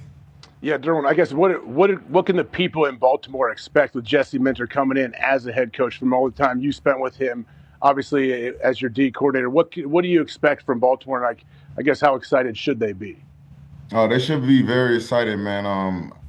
He's one of a kind, and like I said, nothing but the utmost respect for Coach Minter, and I feel like he's gonna do great things, man. But I'm excited overall for just everybody, just not just this, for the whole safety market also, man. For the guys that's out there, that's trying to get to that third deal. I feel like this signified that. The Chargers believing in me. I'm gonna be 30 this year, so for them to be able to believe in me, wow. they downplay the safety position a lot, man. So just showing, like, man, if you work hard, man, and you still got value for yourself, that you can come out and do something great, man. And I'm just trying to do that, and man, show them the reason why they made that decision. Prove them right, man. 30 old ass out there. Now let's talk about trying to downplay the safety position. Do we think with the new style? Do we think with the new style? Hell yeah. Still highest paid safety in the league at 30. Think about you, dude. Think about telling you that at 18, 19, whenever you're talking about the old heads that are like 30 about getting cooked and shit like that. You are now at 30 going to be the highest paid guy back there. Let's talk about the safety position, though. Obviously, we pay attention every single week to the DBs with Darius. We do an entire thing, and we know the nickel position and sub package and all that stuff. But it does feel like with the game coming back to becoming a little bit more physical, it feels like the safety position potentially going to have a rising tide. Do you agree with that? And do you see the game changing right now? I definitely see the game evolving. Guys like myself, guys like Kyle Hamilton, Nick O'More, like all those guys can come out, man, and they can move around their chest pieces. You got Jesse Bates, man. So many great safeties out there. Xavier McKinney, man. Just a lot of great safeties. I feel like can do a lot. And like me, guys like Buddha. So it's a lot of guys that's up there in age, but I feel like they still productive. They still making plays, and I feel like, if you're able to make the play, man, why not? Do you have to hit somebody still? You're 30. I don't know. Come on, man. Come on, man. Oh, you still in the Silver Bells Club, or I don't know, you too old? I'm trying to get in the 200 club this year. I was like 180, 190. We're gonna get in the 200 club. We'll be good. What do they say your body's prime is? Is it 28 to 30? Like, what is it? What is your body's? Do we know that? It doesn't matter. We're not talking about you. We're talking around you right now. Don't even listen to what we're saying. I was gonna say he's an anomaly because it's definitely younger than 30, without a doubt. Really? I would assume so. I don't know. I'll tell you what, the science now, I'm 39. Derwin, wait till when you retire the shit they got. I cannot wait to see what you become, obviously. Let's talk about a couple other things that are new in the Los Angeles Chargers building. Go ahead, Con Man. Yeah, Derwin, you guys also added probably the coolest, hippest, best dressing coach, Mike McDaniel, this offseason as well. I know you guys are in OTAs right now. Has he kind of, talked any shit to you guys? Have you been able to interact with him at all? And what's his effect been on the offense so far? Man, he talk trash every day. I think he just said something slick to me walking down the hall. We love him, man. He got a lot of confidence, a lot of swag, a lot of energy, and I feel like those guys on offense gonna love him, do a lot of great things, man. I can't wait to go against him, honestly, man, in practice and just see the different looks, see the different motions, man. He come with a lot, very smart, intelligent coach. So I'm excited to have him on our team. All right, we got new grill. What are we doing for the money? Any new house? Any big ridiculous spending? Any cool things that we're purchasing here with new deal? Any celebratory things? Man, I'm blessed. I'm beyond blessed, fortunate. I got every car I could ever imagine, every piece of jewelry, everything I ever could imagine, man. I'm blessed, man. Really for my kids, for the future, man. And I just can't wait to continue to just, show them why they did that, You're the man. Good luck, old ass. Ladies and gentlemen, it's Derwin. Hey, Derwin. Gonna be 30. So I looked it up. Google looked it up here. Yeah. AI? Or regular Google? Regular Google. Okay. We didn't use Claude or... Google's got its own AI. What's the difference? I don't know. And is me Googling things just what was AI before now that we got different marketing terms behind it? I don't know. Because the AIs do have a little bit of pizzazz and a little personality. Of course. We think he's really like this. Your physical prime typically occurs between the late 20s and mid-30s. Okay. Oh, different for everybody. Yeah, exactly. So he's got like another 5 years. Peaking around 35? Yeah. Yeah, you heard it. And with science nowadays, I'm telling you, 39, you can feel pretty good too. I did get a cramp in that theater last night, I will say, right here. Because my legs were kind of like, I was doing this one here, And this thing was making a noise, obviously, in front of stage. Anytime it wiggled and it hit the stage, so I couldn't touch it. So this thing was a little bit like this, cramp in groin. Ooh. So then you got to stretch that out here. Well, guess where that's going? Right into... And then D-Butt was over here in the corner. He didn't have much room to go over there. So there was a couple moments where I was trying to figure it all out. But I do feel like I'm in the best shape that I've ever been in my entire life right now. Oh, yeah. And I think Derwin, knowing that he's old as shit, is going to be a motivator for him. Like, I think that is like a motivator for him in this entire thing. He's been healthy, What a great positive influence he is, though. Like, just watching him speak, and you know how great of a player he is. But if you see, like, the person he is and the leader, like a guy like that gives you so much confidence, I think, when you have a safety in the back end that's seen everything, done everything, and like seems like a guy that's always pumping people up. Like, yeah, he deserves some money big time. Did not want to compliment the Ravens too much. No. Yeah, they got a good team, and I'm just so happy for everybody. So happy for everybody. Let's remember, who they play each other on Monday Night Football, I believe, this year. Yeah, and Jesse Minter, I think by all accounts, everybody likes him. Yeah. Right? Yes. And the kind of, Yes. I mean, Max Crosby might have. Yeah, I don't know how he feels about him, but I don't think Jesse Minter was a yeah. part of that entire game, and Max probably understands that. Okay, let's pivot away from all of that. Travis Kelce owns baseball team. There you go. Wow. How about it?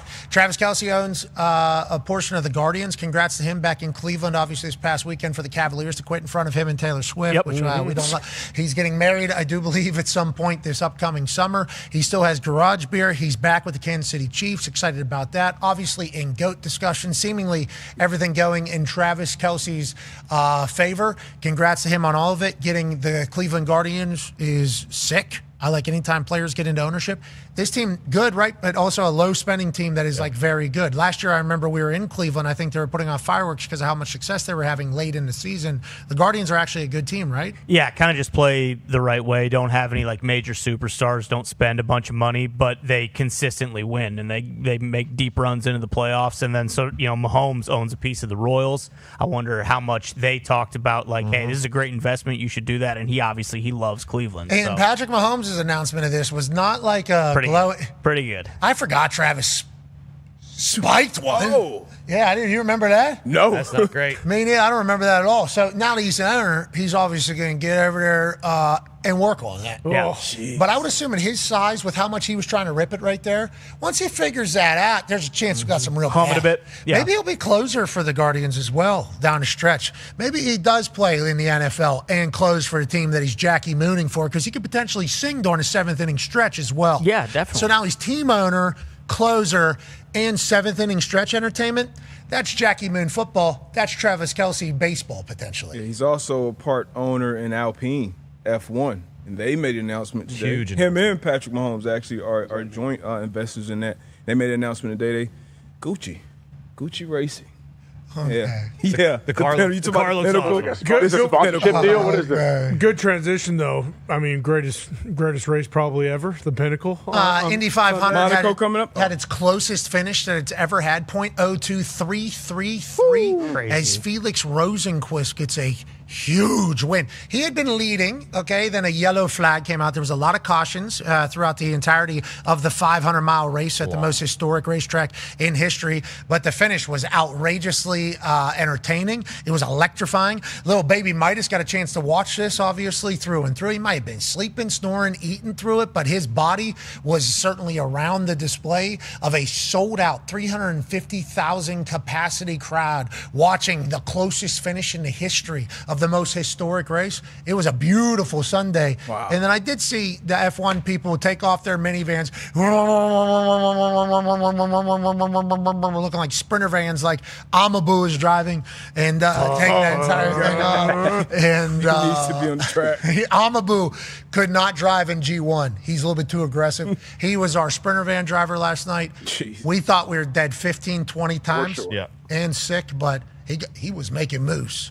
Just like Felix Rosenqvist, was the slingshot engaged. Meyer Shank Racing get the Indy 500 dub. What a special thing. Kurt Signetti nailed it in the opening lap. Yeah. Alec Pierce was in the fastest seat in sports right behind him. Nobody was really talking about that. I guess his ankle's okay if he's willing to go 180, 200 miles an hour. They're going 230 miles an hour, these folks. Okay? Signetti leading the way, and he had a Black Hawk helicopter, two of them, tailing him. And I put a tweet out that was like, it's not every day you see a Black Hawk helicopter chasing your rear view mirror. That would be like a very Signetti quote, if he would say that. He responded and said, Pat, I would never do that. Okay, I would never look back. The rear view mirror was deactivated. He said, only keep your eye on the target is what he said. And I'm like, that's the most Signetti thing of all time. So congrats to the Indy 500 for having a successful day. No real rain problems throughout the weekend, which is special. We do have to follow up. Catherine Legg did the Indy 500 Coca-Cola 600. Oh, yeah. She got crashed out of the 500 by Ryan Hunter-Reay, who's an incredible driver. It was not her fault. Got crashed out. She goes down to Coca-Cola 600. She does finish the race, but is obviously just a little bit further in the back. So I think she did complete the 600 in the Coca-Cola, but she got crashed out 20 laps in. So now we will find out if anybody else will ever be able to have success in the 1100 challenge on beautiful Memorial Day Sunday. And on that note, thank you to those who served our country, provided this life that we get to live, and are no longer with us. We appreciate the shit out of your service. You are damn fine Americans that we are grateful for. Not just ours, by the way, everybody's military that serves our countries. We appreciate the shit out of you serving your people. I think that's a big deal, and we're grateful. And on that note, we're wrapping up here on ESPN, and if we didn't mention it, we'd be assholes. Princeton, national champions, men's lacrosse, and the women's national champion lacrosse. Northwestern. Yeah, Northwestern. Congratulations to Big Ten gets another one. I love that. I love everything about it. Shout out to sports being great. Tonight, we will be hosting a primetime special, 7 to 8:30, the State of Sports, State of the Union, with so many different commissioners and surprise guests. It should be an absolute blast. We hope you will join us before watching hockey. We'll be back tomorrow. Goodbye. That's pretty good to send off. Yeah, it was. Had to get the plug in. Got lacrosse in. I was watching, the nominees is the word, for the hosts and analysts and stuff, the names that are just in sports right now doing shit. There's a lot of big-time names doing shit. Oh, yeah. Mike Tirico won an award last night. Now, Yeah, obviously, he he was on the call, Yeah. so he couldn't win it there, but it's like you see Tirico's name pop up. It's like, oh, yeah, I forget Tirico's right in the middle of his prime right now. Yep. We Yes, are he literally is. right in the middle of Tirico's entire prime for this entirety. And I think we're all very pumped up about the state of sports, which is what we are going to try to cover tonight. So we are Going to go do that. We got a lot of conversations with a lot of people. We got a lot of things to set up. AJ, tonight should be outrageous. I'm letting you know. Now, I would like to let people know this has been well thought out for years and years. Obviously. Of course. Right? Yes. Knew the Knicks were sweet. Yeah, duh. And tonight should be a spectacle. And we will celebrate the shit out of sports like we try to do every single day. And we're incredibly lucky to do because of all of you. We appreciate the hell out of you. And last night, we didn't know. We were kind of told we were going to win by people that obviously did not know. And I don't know how many people are told that. But every time I thought about what I would say and what we would try to do, it all kind of ended up kind of snaking its way back to you. So thank you for letting us do this from the beginning. We'll continue to go for as long as you have us. You're the greatest people on earth. Be a friend, tell a friend something nice that might change your life. We're in this thing together. Team on me. Team on three. Great work this week, D-Butt. Thank you, too, brother. 1, 2, 3. Team. Goodbye.